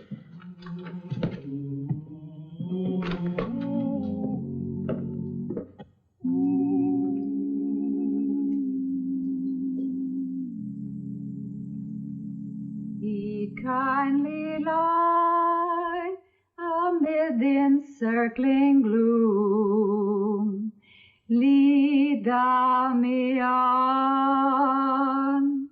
The night is dark, and I am far from home. Lead thou me on. Keep thou my feet. I do not ask to see the distant scene.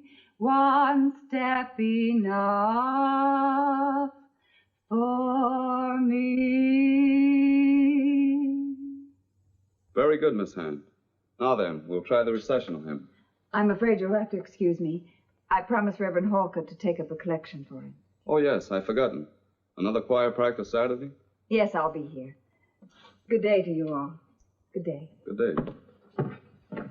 We'll go right to the recessional hymn. Page 119. Well, say it. Say what? That I'm on the wrong side of town, that I shouldn't dast enter a church. Well, I couldn't very well say that, Miss Doyle. After all, they let me in church, too. Mr. Kelly got mad and told me I should talk to the Reverend Hawkett about you. Kelly. He also called you a ministering angel. Blarney. Sure, I kicked in some money to help build the church, but so did every place else in town. The Reverend Hawkett asked me to join the choir because I sing a little bit better than the rest. Well, you have a very nice voice. This has nothing to do with whether you're going to close my dance hall or not. Are you? Did you talk to the men? Yes, I talked to them. They all promised they'd stop all the rough stuff. But to be honest with you, Mr. Earp, I don't believe it. Well, that's bad news. Lots of people will get hurt. Including you. You don't have to worry about me. I'll take care of myself. I like you, Miss Doyle. And you like Jim Kelly. It's foolish of you, Mr. Earp. Liking us is going to get you into lots of trouble. So much trouble, you'll have to leave Dodge. Well, I don't need anybody's help to get me into trouble. Here it comes. Excuse me. Wyatt, a whole section gang's gone down to that blanket camp. They say they're going to run those buffalo hunters right out of Kansas. Guess I better saddle up. Excuse me, ma'am. Watch yourself, Marshal. They're a pretty tough lot.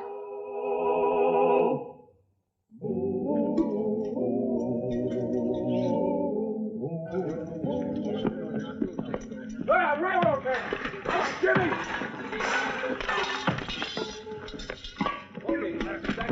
Okay, get up. Tear it down! All right, stack it up over here. Where's the camp down?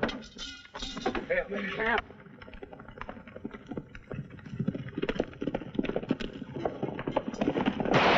Hold it. You're mighty late, ain't you, Herb? Yeah, I guess I am. Another one of your gang just burned out a buffalo camp a mile down the road.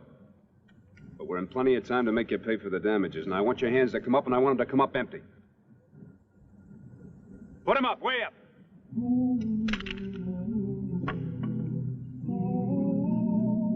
All right, Mr. Fromm, you claim there was about $750 worth of damage, huh?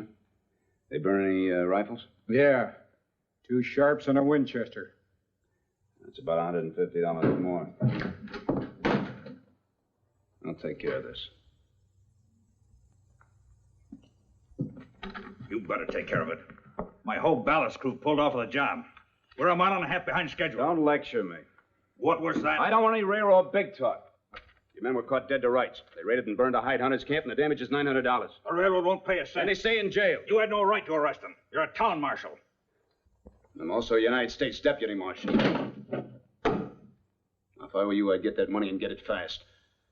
And I'll try and talk the buffalo hunters out of making their own raid. Are you threatening the railroad? I don't waste my time, Major. If you don't have that money in 2 hours, I won't even try and stop. Now, who do you think you're fooling with? Those buffalo hunters are tougher man for man than any cowhands you ever heard of. What do you think they'll do? Probably chase your crews off the rack. They're up about 5 miles of track. That'd be my guess. It's all your fault. Oh? I asked you to run that woman out of town. That fancy Belle Dora hand. She had nothing to do with it. Well, you're wasting your time, Major. All right. I'll get the money. But it's blackmail. You want to repeat that? No, I guess not. Sorry.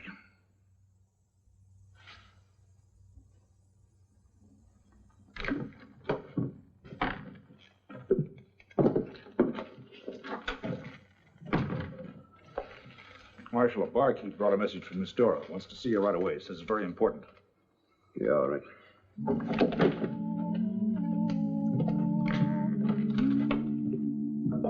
And don't try to soft soap me. You got me into this mess, you and your Mickey Finn.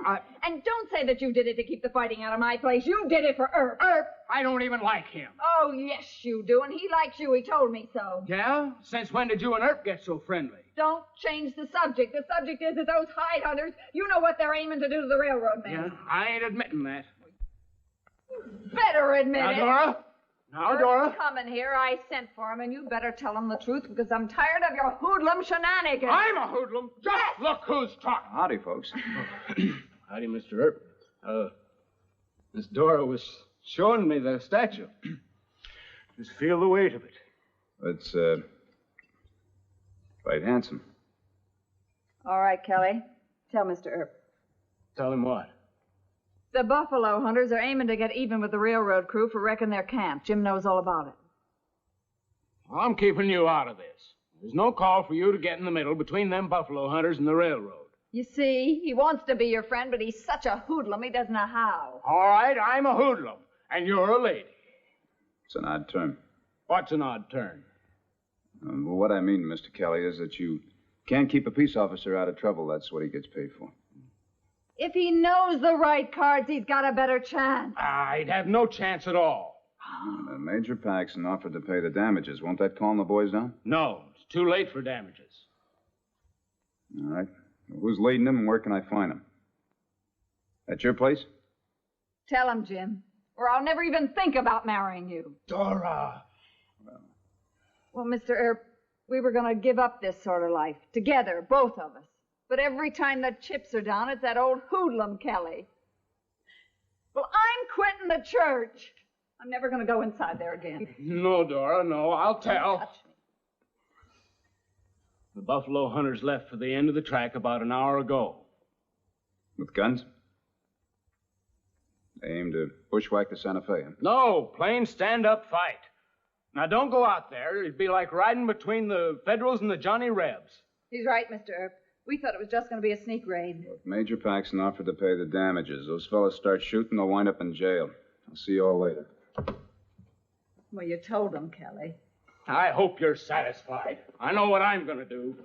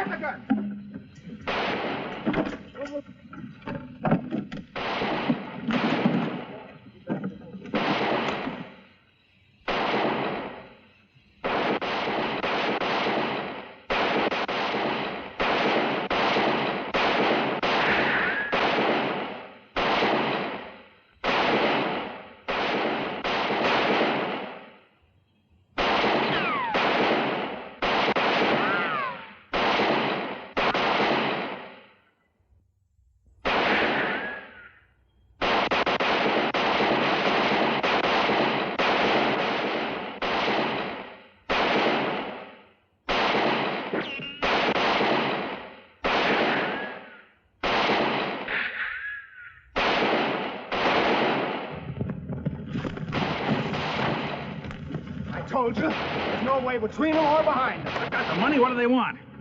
Give me the money, Major. Use your head. Don't try to go between them. They'll cut you down. Maybe not. Hey, Buffalo Man, I got your money. The railroad paid the damages. Hold your fire. Get back, Wyatt. It's too late for talking.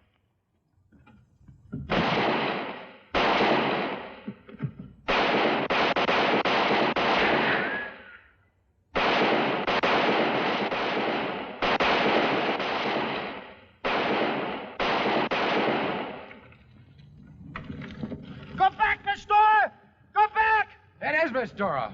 Hold your fire. Quit shooting, you'll hit Miss Dora. You ain't hurt, Miss Dora. No, I'm not, but it's a small wonder. You idiots out here shooting at each other in a darn fool row. Put down your guns, all of you. Or you'll never get a welcome again from me or my girls, and I mean it. Look, the railroad paid your damages, $900. It ain't enough, Wyatt. Well, that's all you're going to get. Now, if you men hang around here with guns, the railroad's going to start the soldiers after you. You buffalo hunters haven't changed a bit from the days I was a hide hunter. You're all still stubborn and cantankerous. Well, that settles it. Unless you behave yourselves, no more buffalo men welcome in my dance hall. Oh, we take the deal, Miss Dora, and we behave, don't we, boys? Yeah, we agree to that, don't we, fellas? Yeah, we agree. No more fighting, Miss Dora.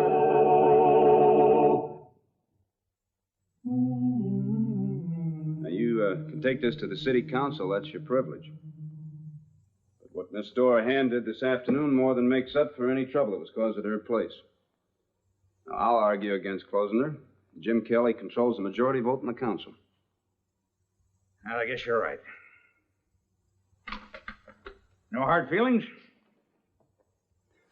No, sir. Yes, sir. Quite a woman, isn't she? Can I tell her that? It's coming from you? Great Scott, no. I'm a happily married man.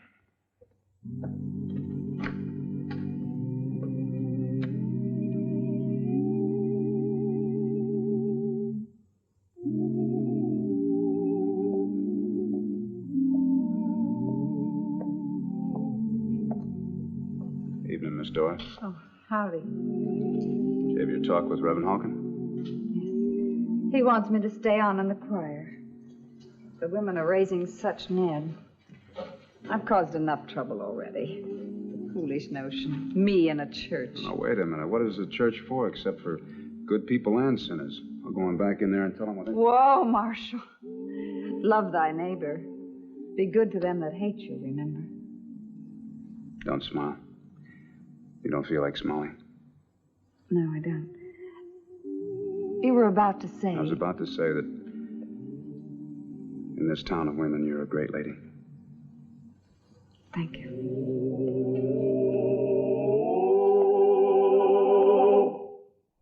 Well, he cleaned up the country, the old Wild West country. He made law and order prevail.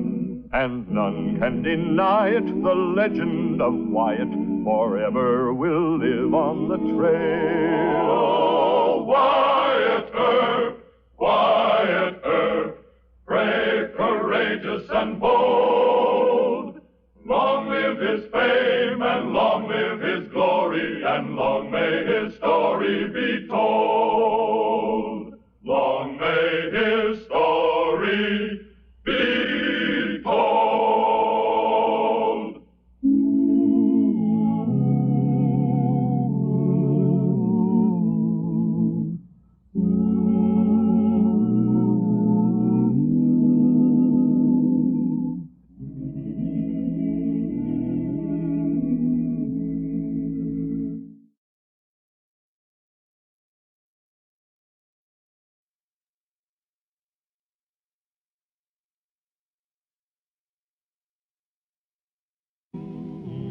You're Circuit Judge Tobin, the hanging judge. You've been mighty fond of making tough speeches to the poor devils who have to swing because you say so. But now the rope's going around your own neck, Judge Tobin. You've been tried and convicted of horse stealing. Well, we're going to give you time to say your prayers, and may the Lord have mercy on your soul. Don't waste time looking for Wyatt Earp. He wouldn't lift a finger to save you. Put the rope on.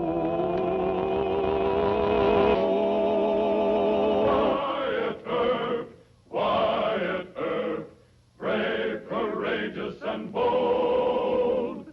Long live his fame, and long live his glory, and long may his story be told. The Life and Legend of Wyatt Earp, starring Hugh O'Brien. Most of the judges with whom Marshal Earp had to deal were honest, strong, and fair-minded men. But when Judge Tobin was assigned to ride a circuit which included Dodge City, Wyatt came up against a strange character. Tobin had set out to make a reputation for himself as a hanging judge. Men called him Rope Tobin and compared him with the notorious Judge Parker, who hanged 88 men in Oklahoma Territory. But in the case of Judge Tobin... The defendant will face the court.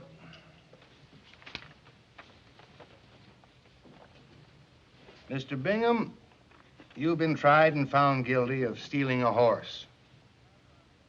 You stole this animal from a traveler on the open prairie. You were well aware that a man's horse is his life. Cattle and buffalo will stampede at sight of a man on foot. Men have been trampled to death in such stampedes. Furthermore, a man without a horse has no means of escape from savage renegade Indians. By your act, you condemned your victim to death. And only by the merest chance... I didn't steal that horse. I bought him. Silence. Marshal Earp, it's the judgment of this court that Mr. Bingham be hanged by the neck until dead. You will notify Sheriff Bassett that the execution will take place tomorrow any time between sunrise and sunset, and may the Lord have mercy on his soul. Remove the prisoner.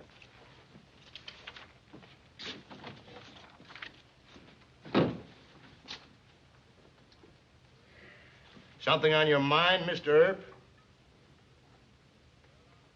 Yes, sir, there is. Well, out with it. But since you asked me, Your Honor, I think that Mr. Bingham might be telling the truth. What makes you think so? Well, I know he was riding the horse when we arrested him, and he didn't have a bill of sale, and we couldn't find the man that he said sold the horse to him, but, well, it seems to me He had a fair trial, Mr. Earp. Had he been caught on the trail riding a stolen horse, he'd have been hanged from the nearest tree. Do you believe in lynch law, Mr. Earp? No, sir, I don't. I hate it. Well, so do I. And the only way to put down lynch law on this frontier is for legally constituted courts to do their duty. We must teach men to respect legal justice. Do you have any further comments, Marshal? Yes, Judge Tobin, with your permission, I have. But it involves criticism of this court, so maybe I better keep my mouth shut. Speak up. Speak up. Well, sir, with all respect, I don't believe in hanging a man on circumstantial evidence as in this case. You say you want the law respected. Well, that's what I want, too. But do you believe hanging a man on circumstantial evidence is the way to go about it? I disagree with your thinking. Well, you're the judge. Careful now. Well, anyway, it's not my jurisdiction. Crime was committed in Ford County, so it's up to Sheriff Bassett. You do know a little about the law. Just enough to serve you fair notice, Judge. I don't believe in hanging for any other reason than first-degree murder. And only then on most conclusive evidence. Fair notice? Of what? Dodge City isn't Ford County, and I'm not Sheriff Bassett. Good day, Your Honor.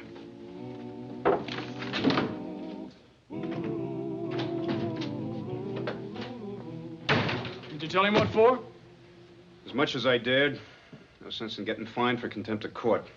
What's wrong with that man, Wyatt? He's never seen a hanging, that's what's wrong with him. Any kind of circumstantial evidence satisfies him. No, he's a real hanging judge for sure. Well, Charlie Bassett says Bingham's wanted in Nebraska for 2 murders. I guess it all evens up. No, it doesn't. Judge should send him back to Nebraska for trial. Oh, now, Wyatt. Look, how would you like a friend of yours hanged on doubtful evidence? Well, now, I can't think of any of my friends who were apt to get hanged. There's nothing funny about this, you know. You send that poor fellow on over to Sheriff Bassett's lockup, then wash your hands. Well, I just washed them. Wonder what kind of soap Judge Tobin uses on his. Huh? Never mind, go on.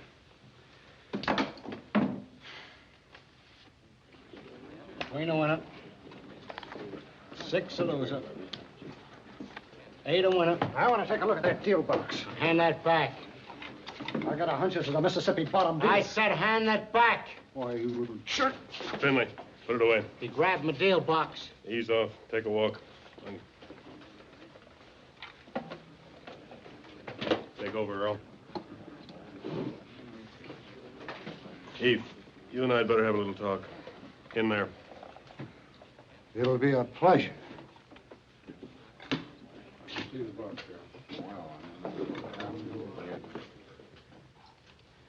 Well, what's your complaint? The card game's crooked. It's been crooked ever since Chalk Beeson left for KC. And I'm going to prove it to Chalk when he gets back with this. Well, let me see. Perhaps Finley has. Not him, you. Chalk left you here to run things. And Finley will deal him straight or crooked, just as you say. How much did you lose? 1,000. You never had that much. 1,000. It'll cost you a lot more if I tell Beeson. He'll make you pony up 5 times that. And put a yellow tag on you besides. All right, but I can't get it for you right now. When? Tonight. The cashier's changed shift at 8 o'clock. Now, you slip in the back way. I'll give you the money. You give me the box. Of course, Pete.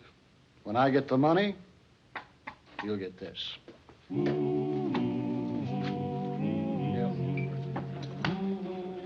Where's your relief man, Finley? He's late. I'll sit in for you. Thanks, Pete. Anything wrong? Eve Morgan's still mad. Take the alley home. All right, boys. Let's change the deal box. Nothing like new cards in a fresh box. Break open the deck. I'll take a stake, Pete. Sure. I'll keep cash for you. Good.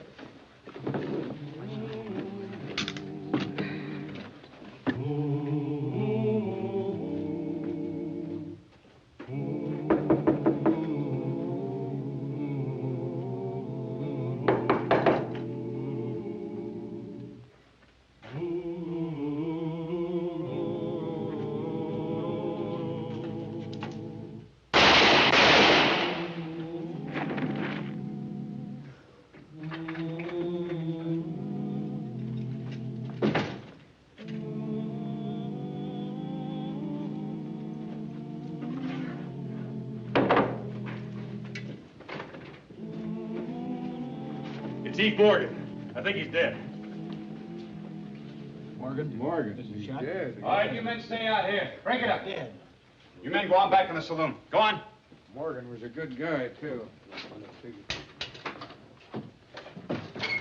That hole in Morgan came from a 41 Derringer. You know anybody that owns one? 5-spot Finley. He used to have one. Where's Finley? He went off shift about 8 o'clock. He's probably at home. Go pick him up. Finley wouldn't shoot anybody, White. I knew him in Abilene. In fact, he tipped me off to a gunslinger that was Look, will you just go pick him up? Whatever you say. You quit wasting my time. I took this off of Morgan. You ever see it before? No, sir. You're lying. It's a Mississippi bottom dealer. Now, you want to explain how come Morgan had it? Marshal, I swear to you, I don't know anything about it. Look, 3 eyewitnesses out there told me they saw Morgan take it off Finley at the faro table. They also saw Finley pull a Derringer on Morgan. Marshal, Finley's my friend. Now, surely you don't expect me to incriminate him. Billy heard about the shooting. I met him in the alley. You don't think I had anything to do with it? You own a Derringer, Mr. Finley? Yes, sir. Where is it? It's in the drawer in the faro table. And it's here to tell you what... Never mind. Let's go see it. Come on.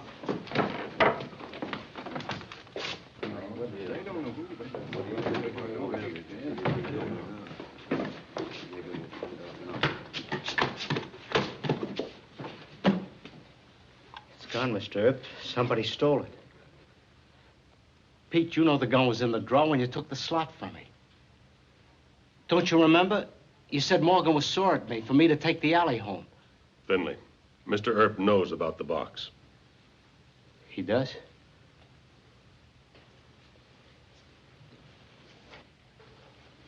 I cheated Morgan, but I didn't kill him. You know me, Bat. I wouldn't kill anybody. I told as much to Marshal Earp. You threatened Morgan with the gun, didn't you? Yes, sir, but only to keep him from beating me up. Anders took the Derringer and put it in the drawer. Then Jake grabbed me and hustled me out. Ain't that right? Finley, you're talking too much. You need a lawyer. Lawyer? Mr. Finley, I'm arresting you on suspicion of murder. Wyatt. So Rob Tobin can do the now same you're thing? the one that's talking too much, Mr. Masterson. Take him to jail. Come on.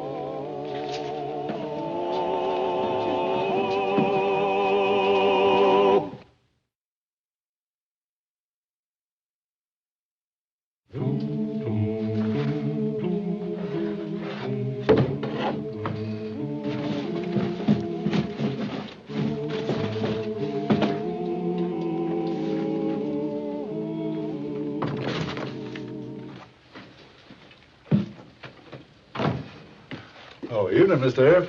Howdy, Mr. Craig. Terrible thing Finley done. You reckon Judge Tobin will hang him along with Bingham? Oh, easy, Mr. Craig. Are you looking for clues? No, haven't found the murder weapon yet. It's a 41 Derringer. Finley wouldn't hide it around here this close. He knows I'm always filling and emptying this barrel. No, it's not in there. You keep your eye peeled out for a Derringer, huh? Yes, sir. Good night. Good night.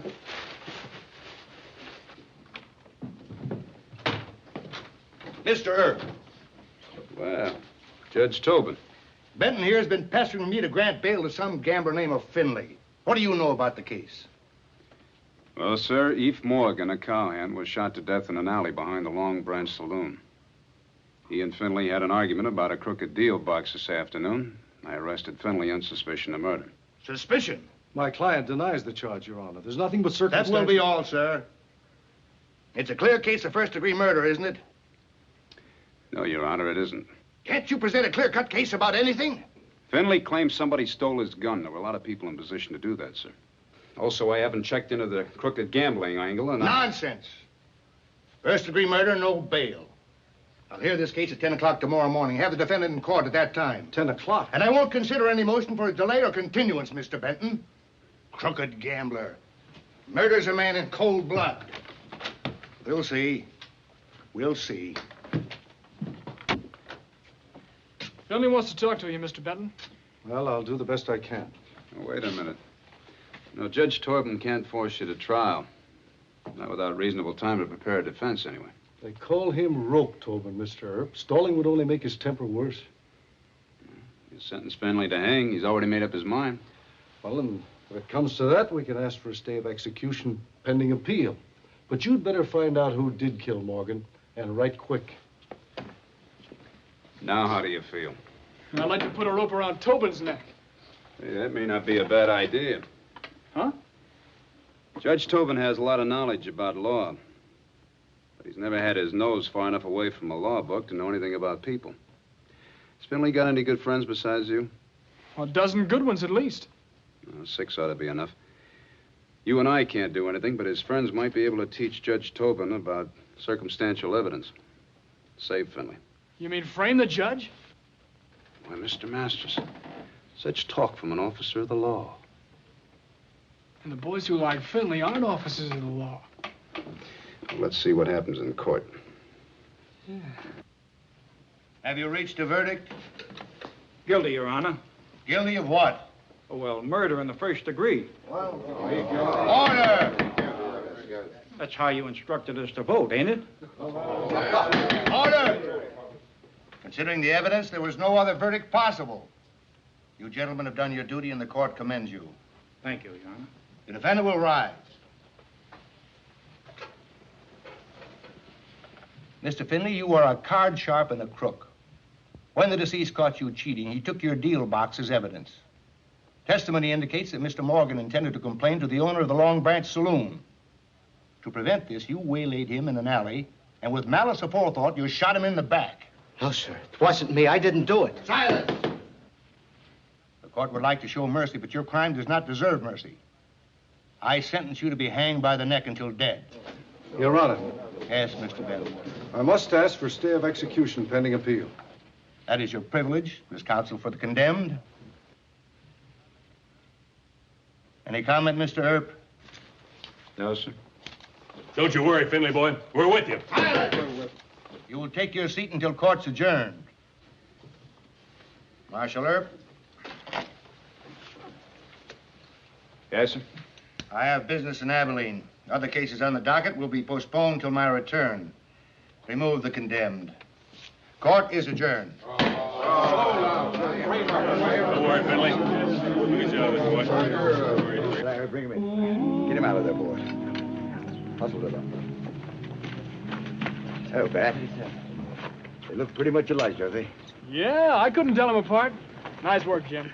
Even to the brands and scars. See, bar N on the judge's horse, bar H on my horse. Of course, I had to block out the white stocking on my horse. Slick. Where's old man Ruger? Well, we left him sleeping in hay-bed. We gotta move on. I'll hide the judge's horse. And don't forget, you've got to stop Tobin before he crosses the city limits. Oh, we'll stop him. Bat. Why don't we really hang the old busser? No, just put a rope around his neck. Why, now I'll be right behind you. Don't you even rough him up. Remember, he's a circuit judge. We're going to be awful careful. How you coming, boys? All right. Get over here.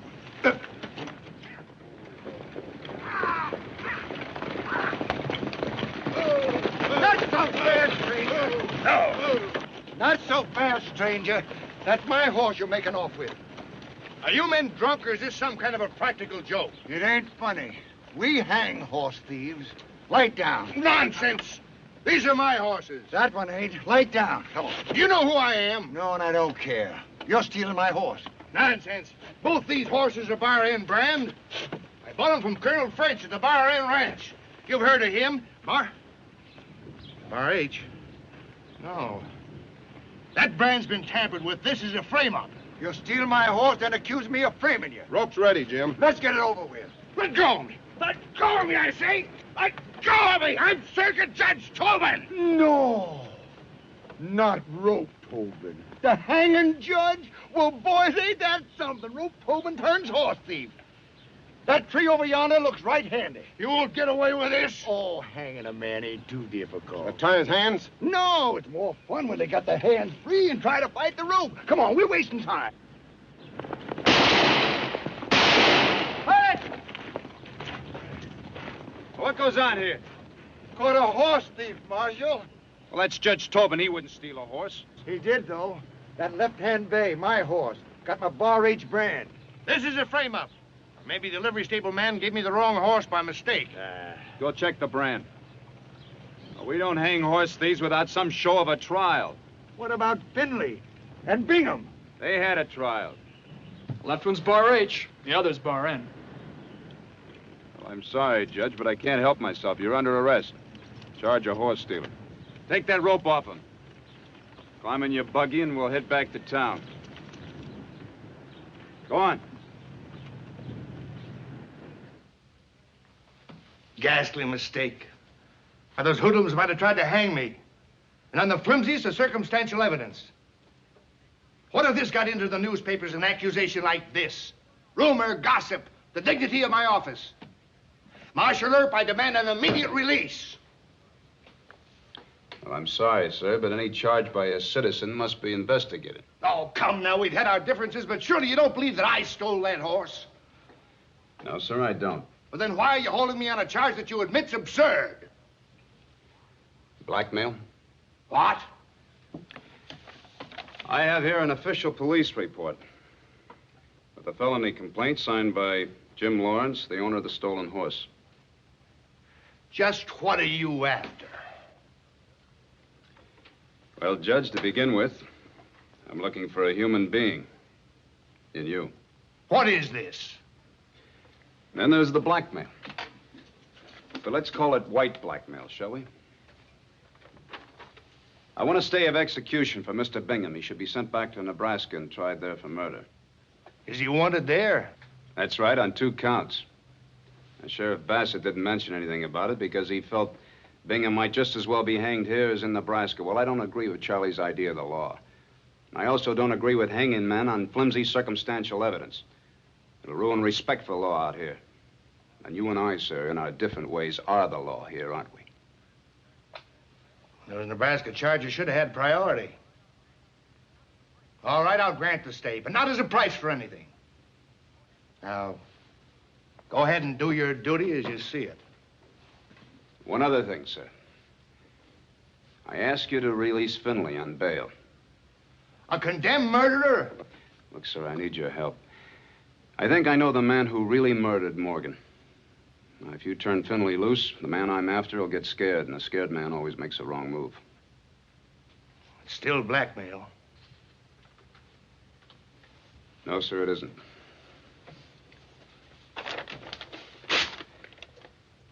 I've changed my mind. There won't be any police report, and I'll ask Jim Lawrence to withdraw his complaint. What would make a stubborn, opinionated man like yourself change his mind? My father's a judge back in Illinois. The kind of judge all of you should be. He didn't get his reputation by hanging men on circumstantial evidence. I guess I tried to mold Judge Tobin in his image. I'm sorry for that. Excuse me, Judge. Wyatt, they're talking mighty mean at the Long Branch. They think Finley had a raw deal. I expected that. All right, round up the rest of the deputies. Tell them to load with buckshot. No, no! I'll admit Finley to bail.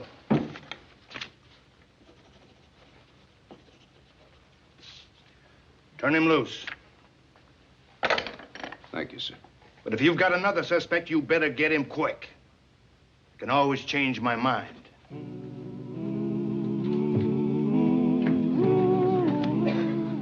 Finley! Good to see you. Finley, you're free. I'm only out on bail, but I sure thank you, guys. Still winning, huh? Yeah, little old Finley. Boy, howdy. Good to see you. Sure want to thank you, Pete, for getting me the lawyer and everything. What's a friend for? Boys, the next round's on the house. How come old Rope Tobin let you out on bail? Well, Mr. Earp says it's because they can't find my gun. How does that figure? It's a kind of a legal technicality. Mr. Earp suggested it to the judge, and the judge agreed. Unless they find my gun, they can't hang me. Sure hope they never find me. Sure. You ain't buying the drinks, Pete. I am. Come on. Drinks are on me. All this Come on, Get your place down.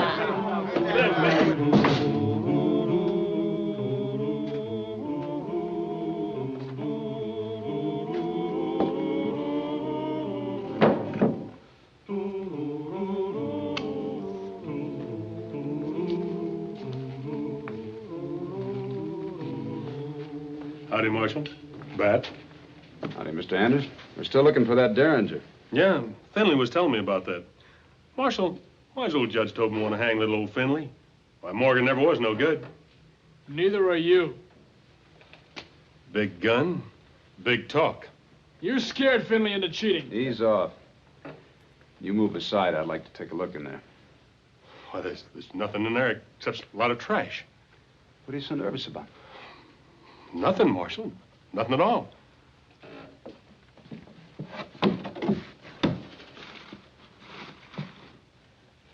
Well, what do you know? Finley must have stashed that in there. I mean, whoever shot Morgan must have put it in there.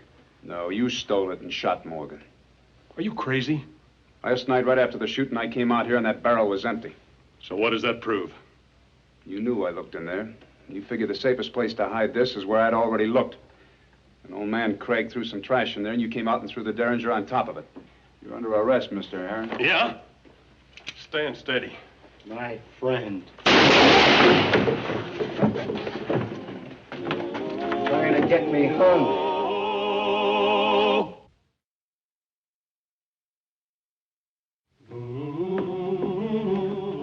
Have I stolen any more horses? No, sir. I found your horse hidden in the livery stable. You solve a murder case with a dying man's confession, you even find my horse. That's sheer genius, Marshal Earp. Your Honor, what is the penalty for framing a circuit judge on a horse theft charge? Well, I wouldn't hang the man who did it, but you can warn him any more shenanigans, he'll draw a mighty stiff prison sentence. Well, I'll tell him that when I see him. Giddy up!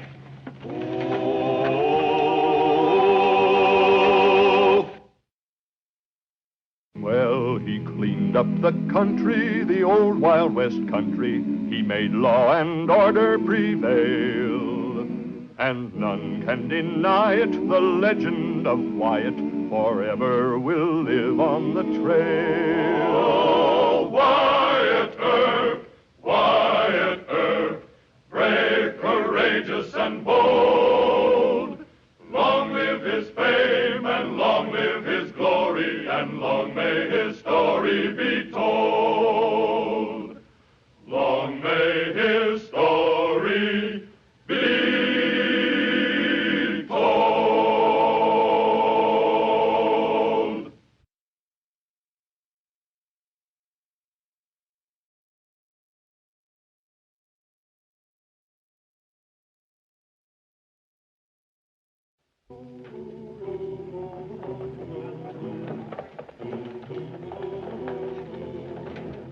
Get those horses out of here. Come on, Eddie. Get this house out of here. Stack some of these kegs over here, About 8 gunfighters on each side, the best in the business. You're not going to try to break that up. Well, Mr. Masterson, there's nothing else we can do. Wyatt, we'll be running an Indian gauntlet. I mean, these boys have 45s instead of clubs. Let's move. Oh, Wyatt Earp, brave, courageous, and bold. Long live his fame, and long live his glory, and long may his story be told. The Life and Legend of Wyatt Earp, starring Hugh O'Brien. Cattle wars and fights between railroad men and buffalo hunters were commonplace in the lusty and brawling 1870s. But the great stage line fight known as the Teague-Woodruff Battle presented Marshal Wyatt Earp with something new in organized violence. Mike Teague and Dan Woodruff were bitter rivals in the stage line and wagon freight business. It was still a lucrative enterprise for short-haul traffic which the railroads couldn't handle. The great network of short-line steel west of Kansas City would not be built until the 80s. Thus, Teague and Woodruff were rich men with a lot of money at stake and the ruthlessness of old-time bullwhackers. Here comes one of Teague's stages. Now, don't shoot unless you have to.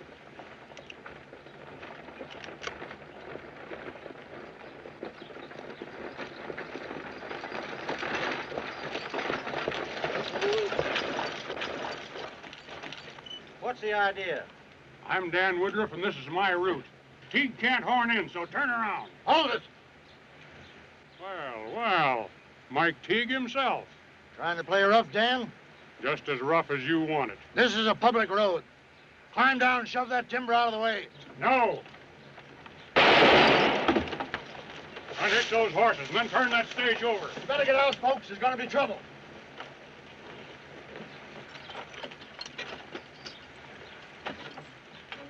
You can't do this to me, Dan. Shut up. All right, go ahead. Driver, get down off of there. All right, men, turn it over.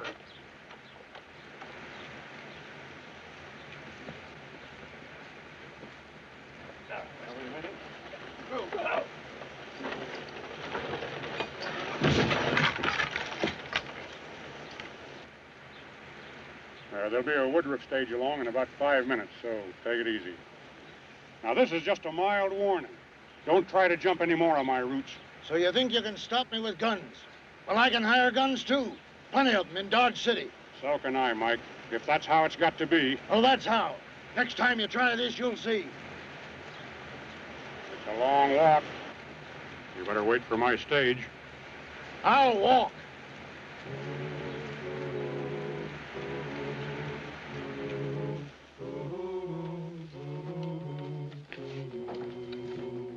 Mike Teague? Yes? I'm Bat Masterson. Where's Wyatt Earp? He's busy right now. Do you want Oh. to talk to me? Sure do. Take over. We'll do our talking in there. All right. And you get $100 a day and expenses. I guarantee you 15 days' work. Cal Pope, Dave Rudabaugh, Kingfisher, and Lee Hall have all signed up already. Hey, that's $1,500. Well, count me in. If Wyatt will give me a leave of absence. Oh, we can use Earp, too. All right, I'll sound him out and let you know this afternoon. Right. Bye, Mr. Masterson. Bye. And that $1,500's clear money. Well, Mr. Teague is hiring gunfighters. Oh, there won't be any fight, Wyatt. Dan Woodruff's just bluffing. Hmm. Well, if you don't want to go yourself, how about a leave of absence for me? Between cattle drives and the town's pretty quiet. Look, Mr. Masterson, I hate to ring the bell on another school session for you, but you're working for the town, remember? Yes, sir. I used to know Mike Teague in Wichita, and any deal of his is apt to be kind of shady. Dan Woodruff is an old-time bullwhacker. He isn't going to take this lying down. Well, what choice has he got? Well, you know, there are a lot of other great gunmen in town, like Pat Garrett, Smoky Hill Thompson, the Catfish Kid. Has Mike Teague hired them? You think Woodruff aims to get himself some boys, too, huh? That's right. Well, I sure hate to back out on a gunfight. I'll go tell Mr. Teague No. that... You can have your leave of absence if you really want it. Well, thanks. Thanks a lot. Just one thing I want you to think about, though. Yeah? Charlie Bassett doesn't want to run for sheriff again. I can't say I blame him. I told the county commissioners I thought you could handle the job. Sheriff? Me? Well, you're a little young, but you're as much a man now as you're ever going to be. I wouldn't vote for me. I'm too young. Still, I've been on a trail with Mike Teague. What if he got us into a gunfight or something? That wouldn't look good. Yeah, I better think about it. Good. In the meantime, you run on over to the Dodge Hotel. There's a Miss Amelia Woodruff sent word she wanted to see me. Woodruff? Yeah, I think she's Dan Woodruff's daughter. Well, why don't you go? Well, you were supposed to be the woman expert. Yeah? What does she look like? Well, now, that's for you to find out.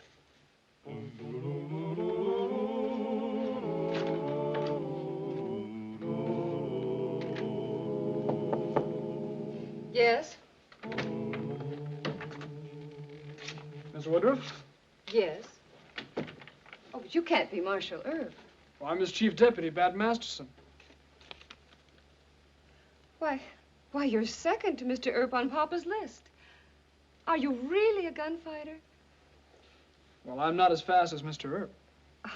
Well, I declare. Sit down, Mr. Masterson. Papa and I need help. I never heard of such skullduggery.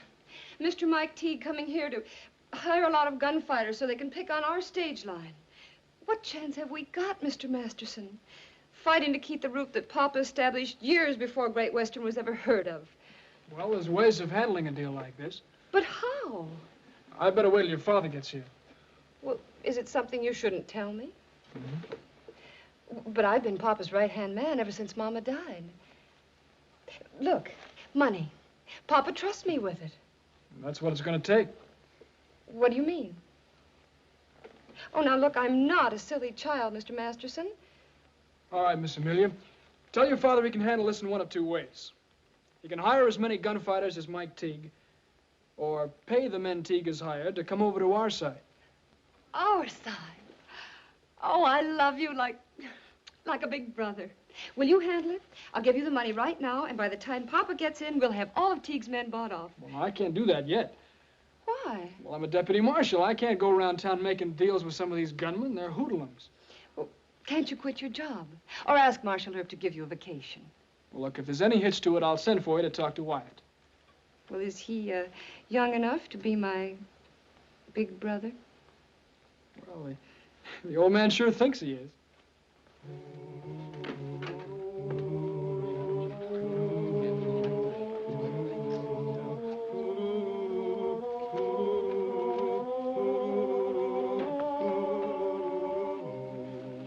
Let me see your shotgun, Frankie. Well, not a man here with less than 10 notches. Guess Mr. Teague figures nothing but the best for the Great Western. Howdy, Marshal. Well, howdy, Mr. Pickett. Don't want you to get any wrong notions.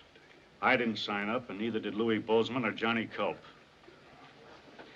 Well, I understand Mr. Teague is paying mighty well.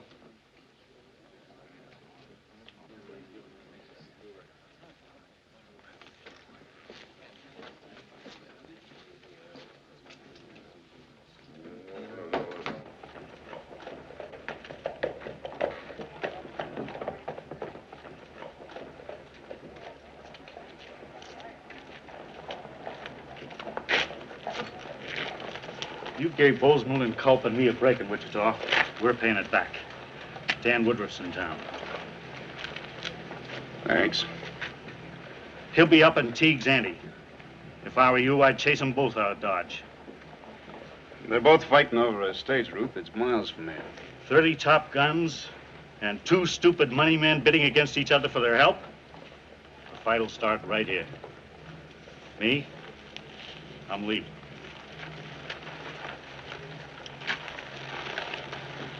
So long, Wyatt. So long, Tom.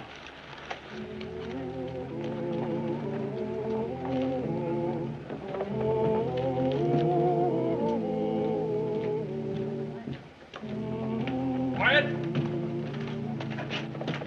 Teague lied to me. How's that? He's trying to horn in on Mr. Woodruff's route. He's really hiring those gunfighters to take over the Woodruff route by force. Miss Amelia must be very young and very beautiful. She's got nothing to do with it, Wyatt. It's the principle of the thing.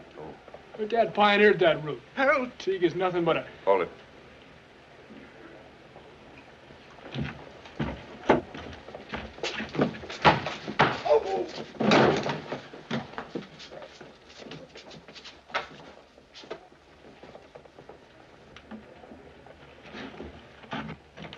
Back door.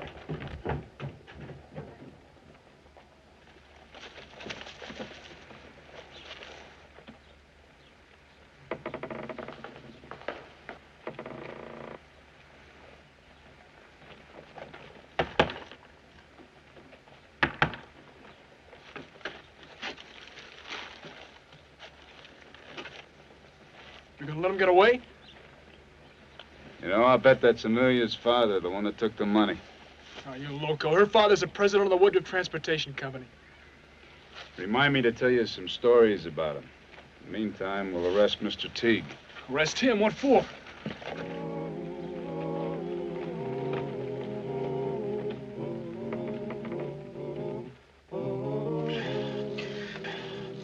Two of Woodruff's men. They got away with my money. Close to $5,000. Mr. Woodruff doesn't need to rob anybody. That daughter of his must have gone to your head. Why, you... Take it easy. You're under arrest, Mr. Teague. I'm under arrest. That's right, inciting to riot. You come along with us, we're going to talk to Mr. Woodruff. Come on.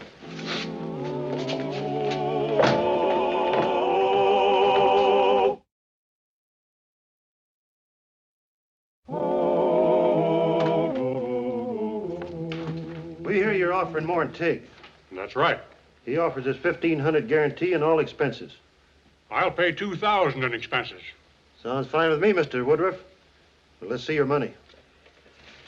Very well. Come on. You robber, that's my money. Your name Woodruff? Dan Woodruff? It is. Miss Amelia related to you? My daughter, sir. What's this intrusion? That's my money, and you know it. You stay out of this. He's under arrest, and you're next. Charlie, all deals are off. Go pass the word. Well, I hope you know what you're doing, Wyatt. You can't arrest me. Teague came here to hire a private army. I've committed no crime. Those men told me... You're lying. We saw the holdup. We saw those men give you a flour sack full of this money.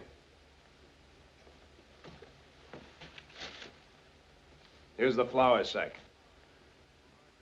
Are you crybabying to the law, Mike? No, just give me back my money. It isn't half of what you took from me in passenger fares, jumping my best route. Who's crybabying now? Never mind. We'll impound the money. You take charge of it. I'm not arresting you for robbery. Nor for anything else. Oh, yes, I am. For inciting to riot. Relax, Dan. I've got friends here. Come on, let's go to jail. Papa, what's happening? This Cowtown marshal's arresting us on a technical charge. I'll not be delayed long, my dear. Marshal? Mr. Masterson will explain it to you. I thought you were on our side. Now, when it comes to robbery, Is Marshal Earp accusing my father of... we saw his men take the stuff and hand it to Mr. Woodruff. Oh, that's absurd. Why, Papa's worth $500,000. If he had the boys hold up Mike Teague, it's because the money was ours to begin with. This is Dodge City, Miss Amelia. Holdups are against the law here. Oh, the law. Really? Yep, and it's moving west all the time. You better tell Papa the news. Papa was running stage lines before we ever heard of sheriffs and town marshals. He had to fight Indians and robbers, and now he has to stop Mike Teague from jumping our best route. Oh, don't you preach to me about the law. Oh, I'm not preaching, honey. Oh, yes, you are. And that's ridiculous, because you'll soon be out of a job. You know, I sure have a weakness for decent, bad little girls.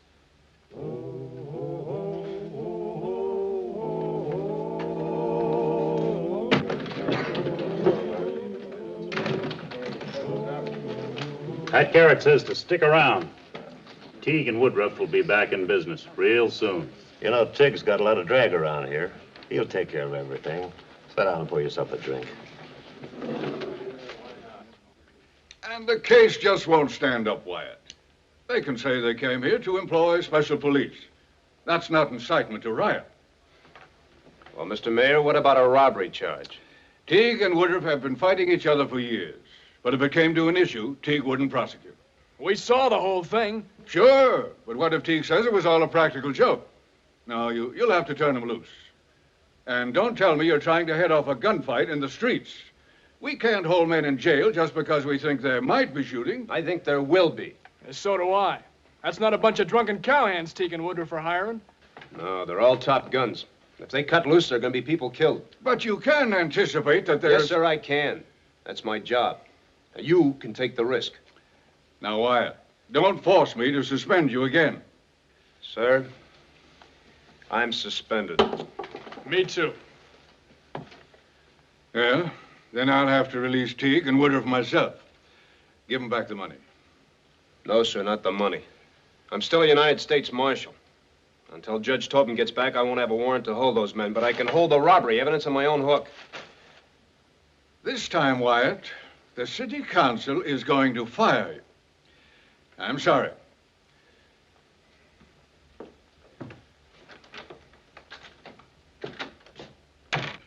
Well, Deacon, we sure showed him. Oh, yeah. Holding this stuff isn't going to slow Woodruff and Teague much. They can cash sight traps at the bank. How did you get along with Miss Amelia? She started to slap me, then she didn't. Why? Well, Judge Tobin's coming in on the 4 o'clock Santa Fe. I'm going to have to watch Teague and the boys he hired. That leaves Woodruff to you. If he plans to start it, I don't think Miss Amelia would tell me. Maybe not, but she's our only chance. Yeah.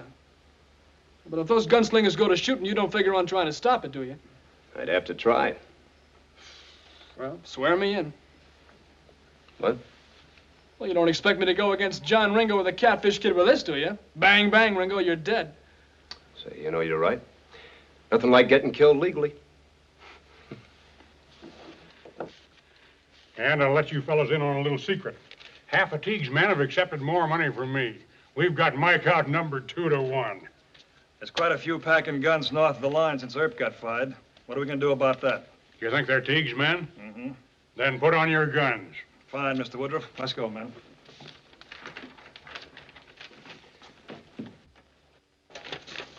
Papa, Yes, my dear.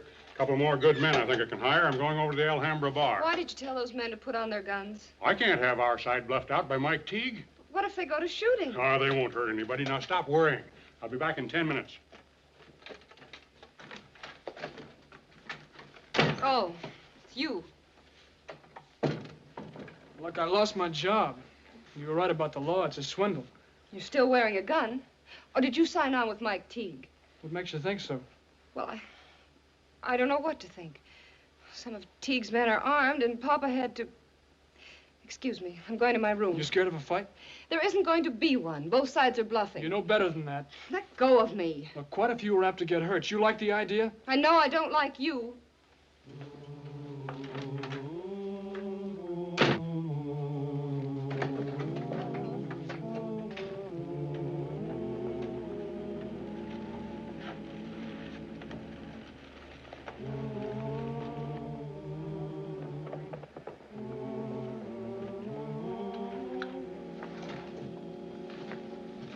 Woodruff's men, buckling on their guns. There's a couple behind the barrel over here. There's two down the street by the door. See him? Down there. You want to fight? Get your guns.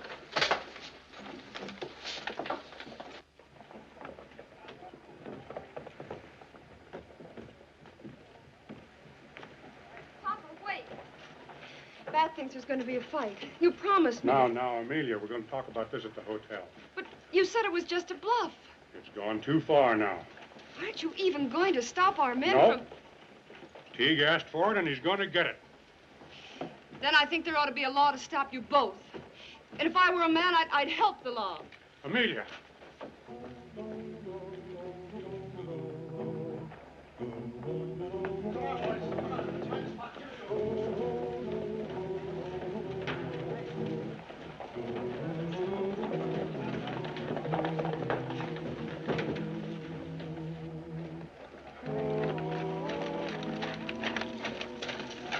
They're getting ready out there. About 8 on each side, maybe more.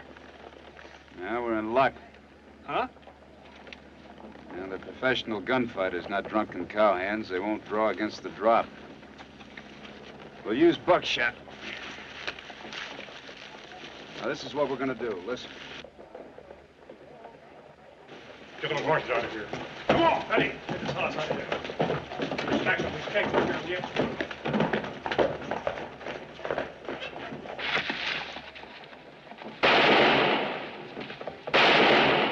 Papa, no! Oh, somebody stop them!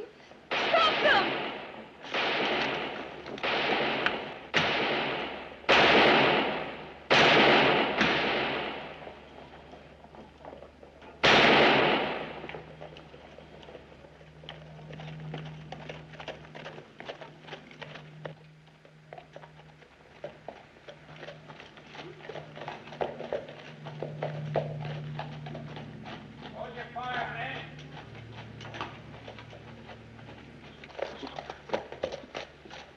Keep out of this, Masterson. Oh, I ain't in it. Real money, friends. Yes, sir. Real money. Courtesy of Mr. Woodruff and Mr. Teague. We'll hold our fire, men, if you will. We'll hold. We'll hold. Let's go, men. It's a trick, you fools.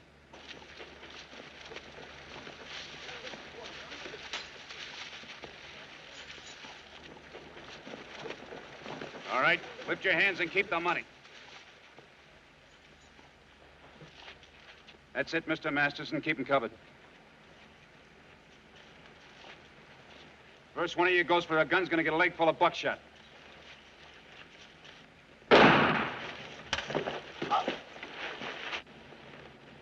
Anybody else?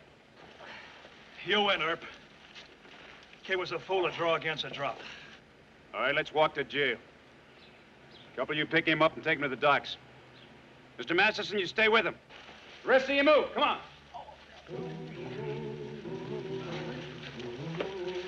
Come on. Come on. Hurry up.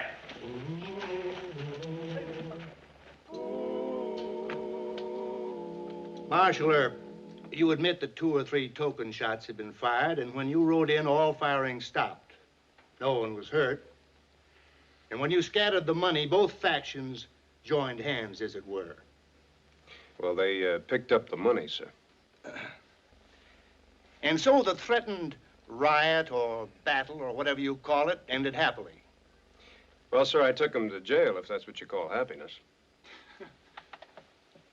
Mr. Woodruff and Mr. Teague both deny that they instructed guards to start a gun battle. So I fail to see how a charge of incitement to riot has any validity.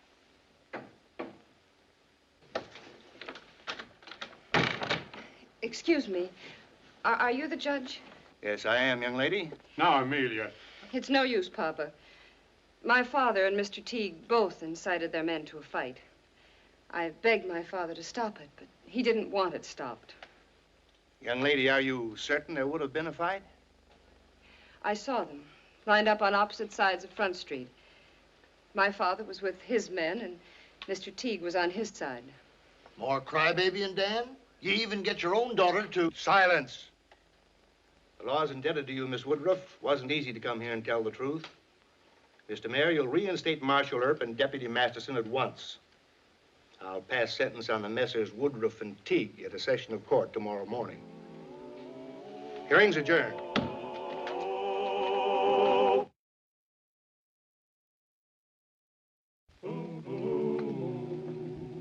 You sure got Mr. Masterson and me out of a tight corner. I got my father out of a worse one, Mr. Earp.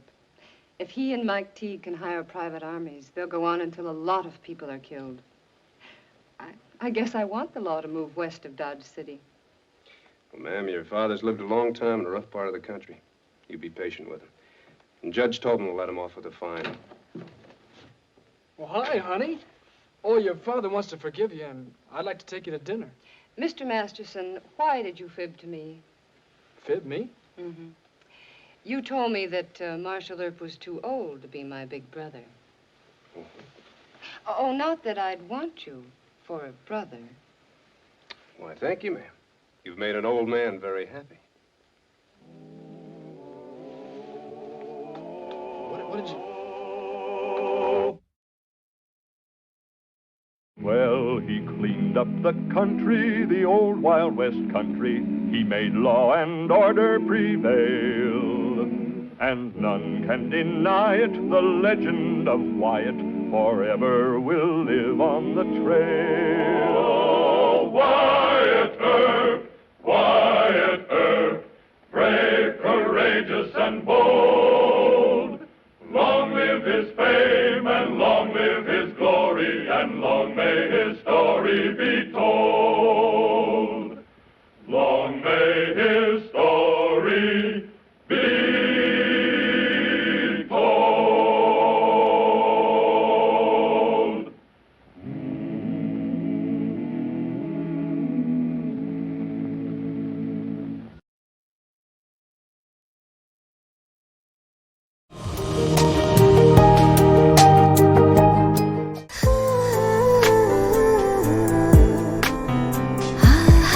আপনি কিন্তু দেখতে যথেষ্ট সুন্দরী একজন মানুষ, দেখতে বেশ romantic, যেন শেক্সপিয়ারের নাটকের কোনো নায়িকার মতো। ভেবেছিলাম, কিন্তু আপনি তো পুরোটাই মর্মান্তিক। যে কোনো মানুষ আপনাকে দেখে মর্মাহত হতে পারে।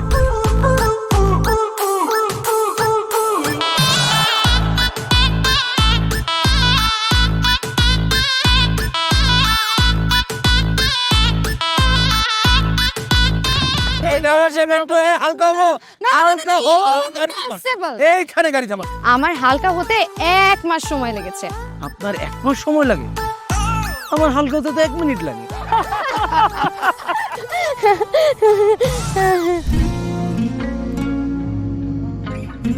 আমার কাছে মনে হয় জীবনসঙ্গী এমন হওয়া উচিত যার সাথে আপনি প্রতিটা মুহূর্ত উপভোগ করতে পারবেন, সারাক্ষণ খুনসুটিতে মেতে থাকতে পারবেন এবং তার মনে এমনভাবে বসবাস করবেন যে আপনার দিকে সে একটাবার তাকালেই বলে দিতে পারবে যে তার বেঁচে থাকার কারণই আপনি। পথে চলতে চলতে কথা বলতে বলতে কখন যেন হলে আমার জানি গল্পে গল্পে মিশে অল্পে অল্পে আমিও হয়ে গেছি তোমার। ছোট ছোট ভুল ফুটে হলো ফুল যে তোমাকে পেলাম, গুটি গুটি পাই স্বপ্নের নাই আমি ভেসে গেলাম। আপনি কি মনে করেছেন একজন মানুষ আমার জীবন থেকে চলে গিয়েছে এবং আপনি সেই সুযোগটা কাজে লাগিয়ে আপনার ফিলিংসগুলো আমার কাছে এক্সপ্রেস করবেন আর আমি সেটা হ্যাপিলি অ্যাকসেপ্ট করে নিব? এই হচ্ছে আপনার বন্ধুত্বের নমুনা? রোদের পাখি তোর শহরে আমার মনের স্বপ্ন ঘিরে, ওরে পাখি ওরে সারাক্ষণ তোর শহরে বৃষ্টি হলে ভিজে আমার মন।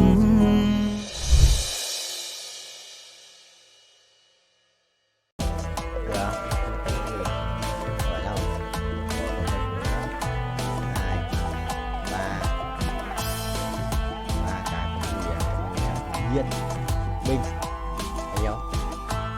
5M. Ủa 50%.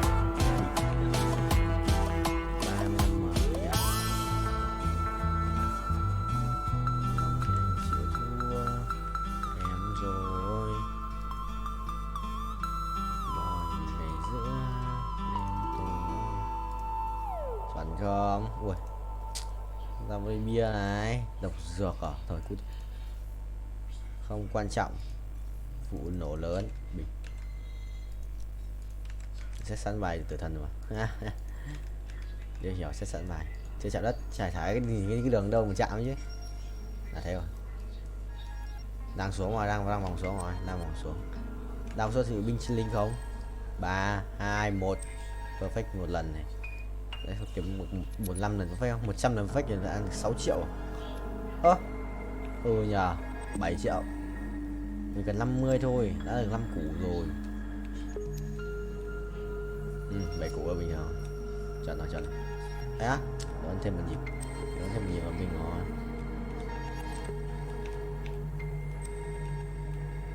Đây là chỉnh, đây là chỉnh, đây là chỉnh. Đây là chỉnh, đây là chỉnh. Đây là chỉnh. Ok. Không được.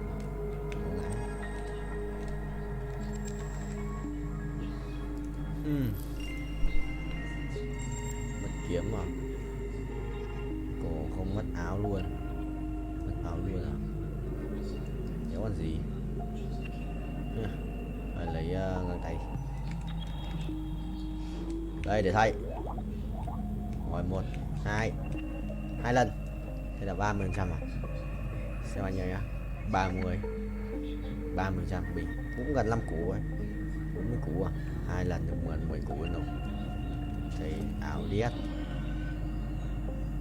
Let's go.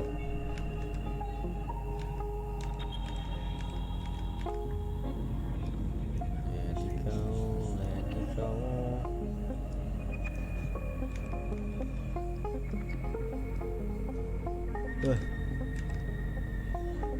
Một chiếc binh chi linh không vậy. Bảnh 7 láp à? Vậy 456 triệu coin để rebirth tiếp à? Sợ khó đấy. Anh cần 50 củ này, phải chừng. Ui, 40 củ tròn. Kiếm tiền thừa điêu ấy. Một lần perfect này. Một lần perfect, một lần perfect.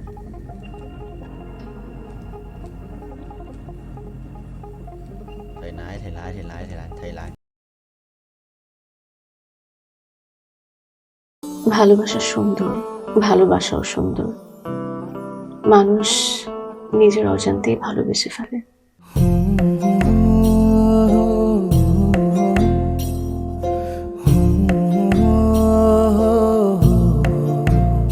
আর আমারও মনে হয় কি জানেন, আপনার মতো জানাশোনা কাউকে না আমার বিয়ে করা উচিত। এটা কি উপলক্ষে? ম্যাডাম, ফুলটা গ্রহণ করুন, তারপরে বলতেছি। ভোটার আইডি কার্ডে যার স্বাক্ষরের জায়গায় টিপসই দেয়, এখানে কেউ ডাক্তার। এই দুইজনের মধ্যে যে আগে ম্যাডামের মন জয় করতে পারবে, ম্যাডাম তার। একদিন না দেখলে তোমায় বন্ধু আন্ধার লাগে সব, তোমার এই প্রেমে এমনই টান। রুগীদের তো ডক্টরের কাছে আসলে ব্যথা কমে যায়, আপনি একটু উল্টো হলো কেন? আপনি একটু উল্টো। তোমায় ছাড়িয়া যাব মরিয়া, তোমায় ছাড়িয়া যাব মরিয়া, যেও না বন্ধু আমার, ভুলিয়া ভুলিয়া। আমার মনে হয় আমার সমস্যা কপালে, ম্যাডাম আমার কপালে নেই, আমার কপালে আছে দাগ।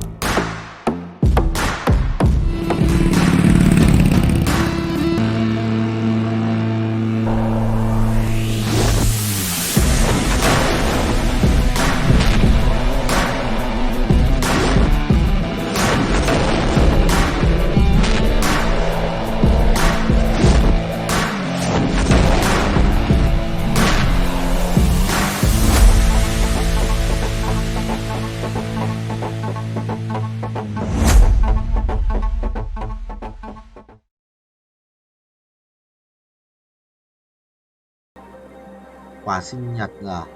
Trời quỷ nhở? Mua được mà mình thua này mà, may xăm này vậy.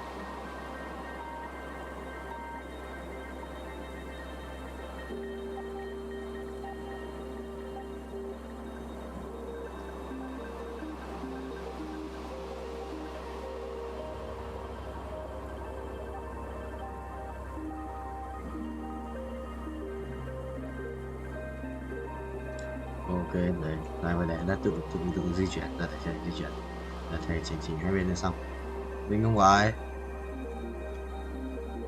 binh không ngoài, binh không thấy ơi, binh không thấy ơi, binh không thấy ơi, binh không thấy ơi, ai à, chôn tao.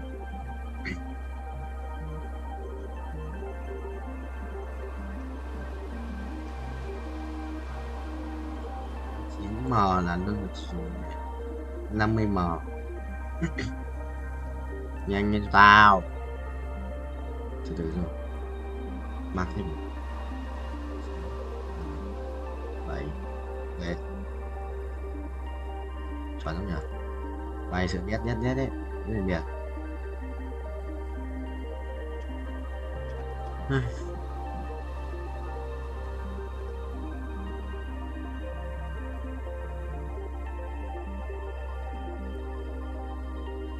Vậy gì hay à, mảnh rất nhiều mảnh nha, rất nhiều mảnh nha.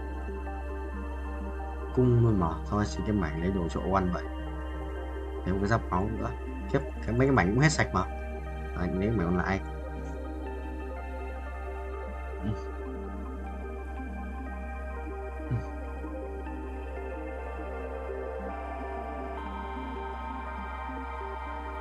Mày cho nhau, mày cho không? Mày cho anh không? Đừng chết nữa. Thằng Vũ vẫn đang nằm mà Dương. Chết. Tài. Mày không bay nhanh mà cái kia bây giờ tao quỷ quá.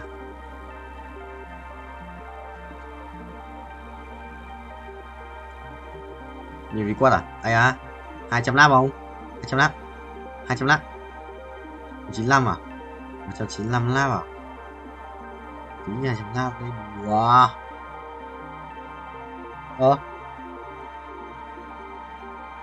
À đúng rồi. Nhầm.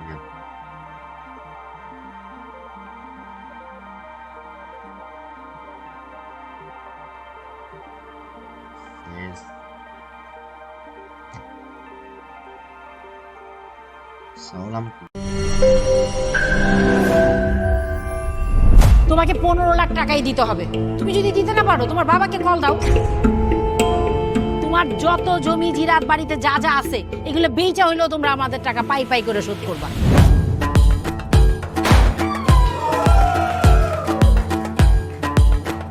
একটা ব্যাপার কি খেয়াল করছো, শহরে কিন্তু দুইটা রূপ, রাতের এক রূপ, দিনের আর এক। বেঁধেছি ঘর হৃদয়ের পর, গাঢ় সবুজ ওই গহীন বনে। আরে ব্রো, সবসময় চিল থাকতে হবে, কিচ্ছু মাথায় নেওয়া যাবে না। ভালোবাসা হচ্ছে একজন আরেকজনের উপর ভরসা করে, একজন আরেকজনের হাতের উপর হাত রেখে এই জীবনটা কাটিয়ে দেয়। কিছু মানুষ এই রাত জেগে থাকে আর টাকার বিনিময়ে সুখ খোঁজে। বসুন। এখন তো সিরিয়াস হওয়া উচিত, তাই না?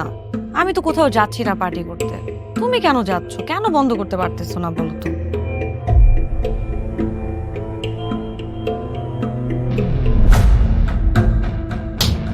কার যে কোথায় সুখ সেটা তার প্রিয় মানুষটাও কখনো জানতে পারে। পাশাপাশি তবু যাচ্ছি বিপরীতে, কাছাকাছি তবু যাচ্ছি বহু দূরে। Hi, you look good. Thank you.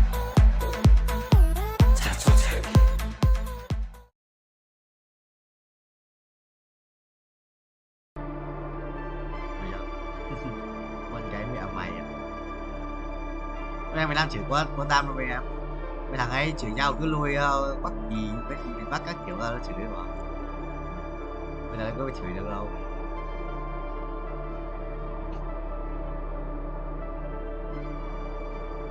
Là số đắp đéo kìa.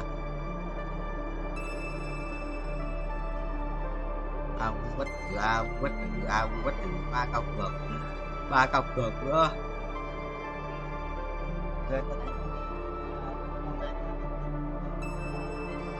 Mày đang theo đường sẵn rồi, tao cho mày một con bằng.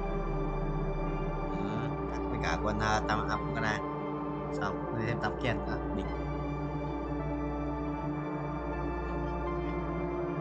Có cút lòng vàng đấy, tam ken là xịn nhất rồi. Một con là to nhất trong cặp cược rồi, quá to nhất làm vàng.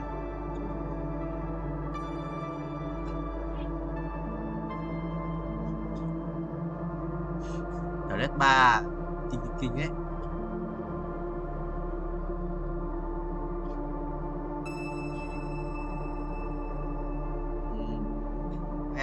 Galio Bồ Đăng Hoa rồi Galio cút tuổi con lắc là lém đau điện, lắc phùn đồ 3 sao.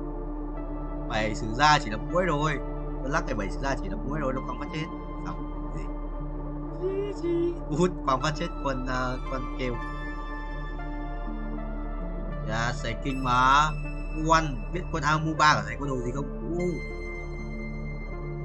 Có thú tượng, dây chuyền tự lực, giáp siêu linh, được chưa? Hai cái đồ quân sự kinh ấy.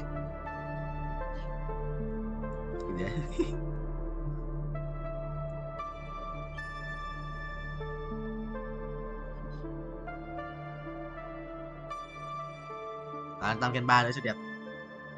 Tam Ken 3 đó là sự đẹp ấy. Bởi có nhiều máu cho bố lên Tam Ken 3 ấy. Còn nhiều máu à. Chứ gốc lùi.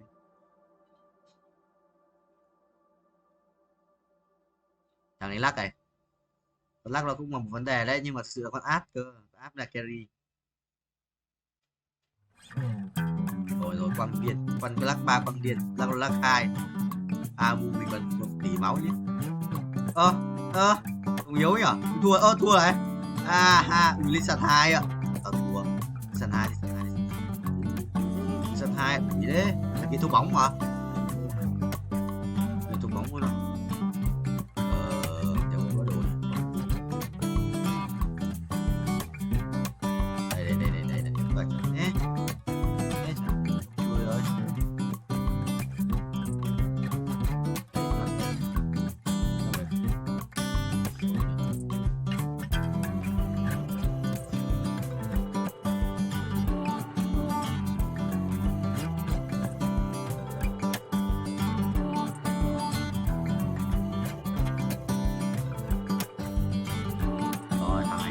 Lắc ở đây xong rồi.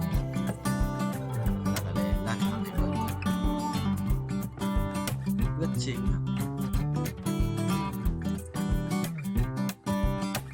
farm được đâu.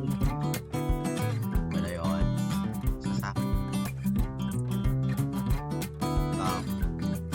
Tỏ. Cây xa bên đấy à? Cảm ơn vì đã đến. Rồi xong con cây xa, con phát cần chết cây xa 2. Học đi, broccoli. Quỷ đấy à? Con này khỏe phết đấy. Ý bố thua. Mà là mai thua. Yes. Cút, mày cút. Chất 10 à, 10 sử ra không có broccoli.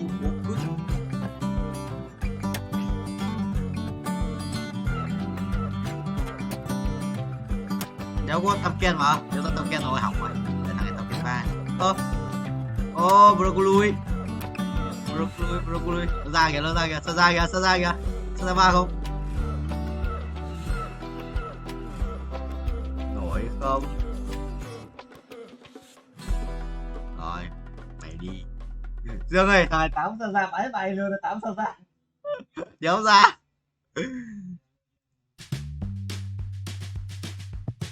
Thằng đi sân 2 ạ, càng 5. Rồi, thằng đi sân 2 em cũng chịu. Mày thua. Đi sân 2 ạ. Rồi, đi sân 2 vừa còn đéo chết cơ, đéo nhỏ. Đéo chôn đéo gì. Thằng này, tôi vừa một cua nhỉ. Ui, nó nhất ao mu gần chết kìa, chôn búa. Tăm ken thì ai lỡ giúp tăm ken này. Mua chôn búa à? Cái đi rồi, cái thôi bóng. Được rồi. Sao ra rồi?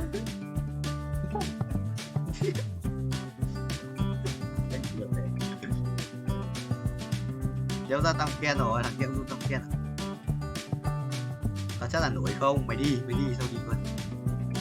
Tăng cường không nhỉ? Tăng cường đến đâu nhỉ? Kìa. Phải không? Rồi, em mai à? Phải 23 tiếng nữa. Còn cái nhận game không biết đấy.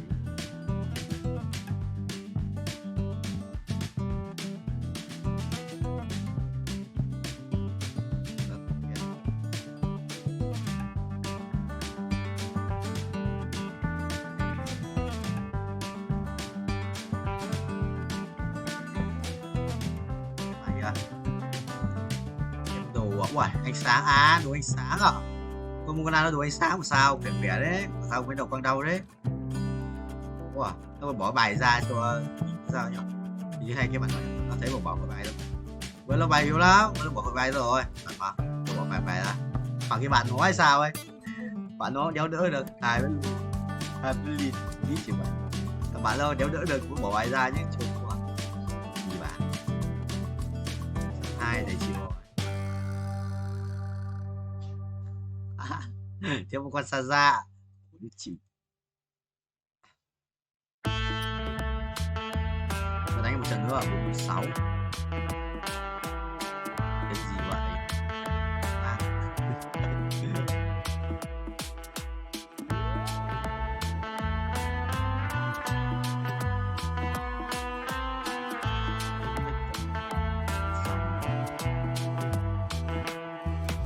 Nhà quan tâm. Mày trốn.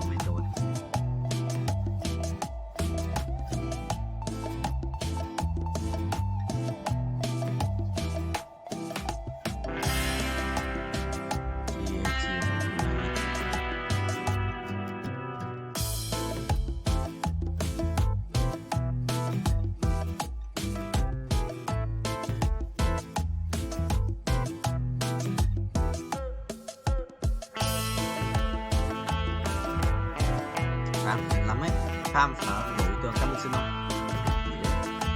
Vào đấy.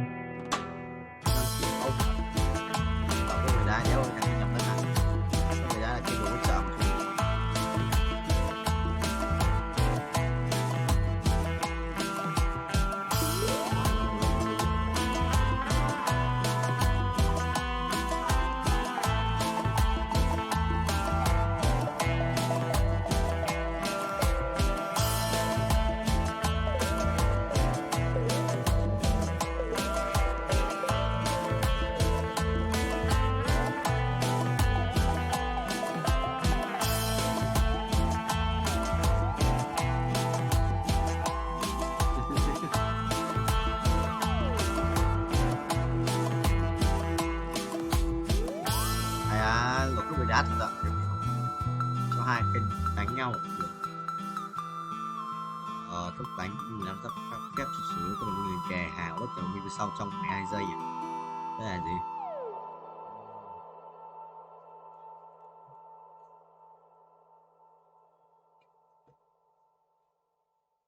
Bố chạy đi à?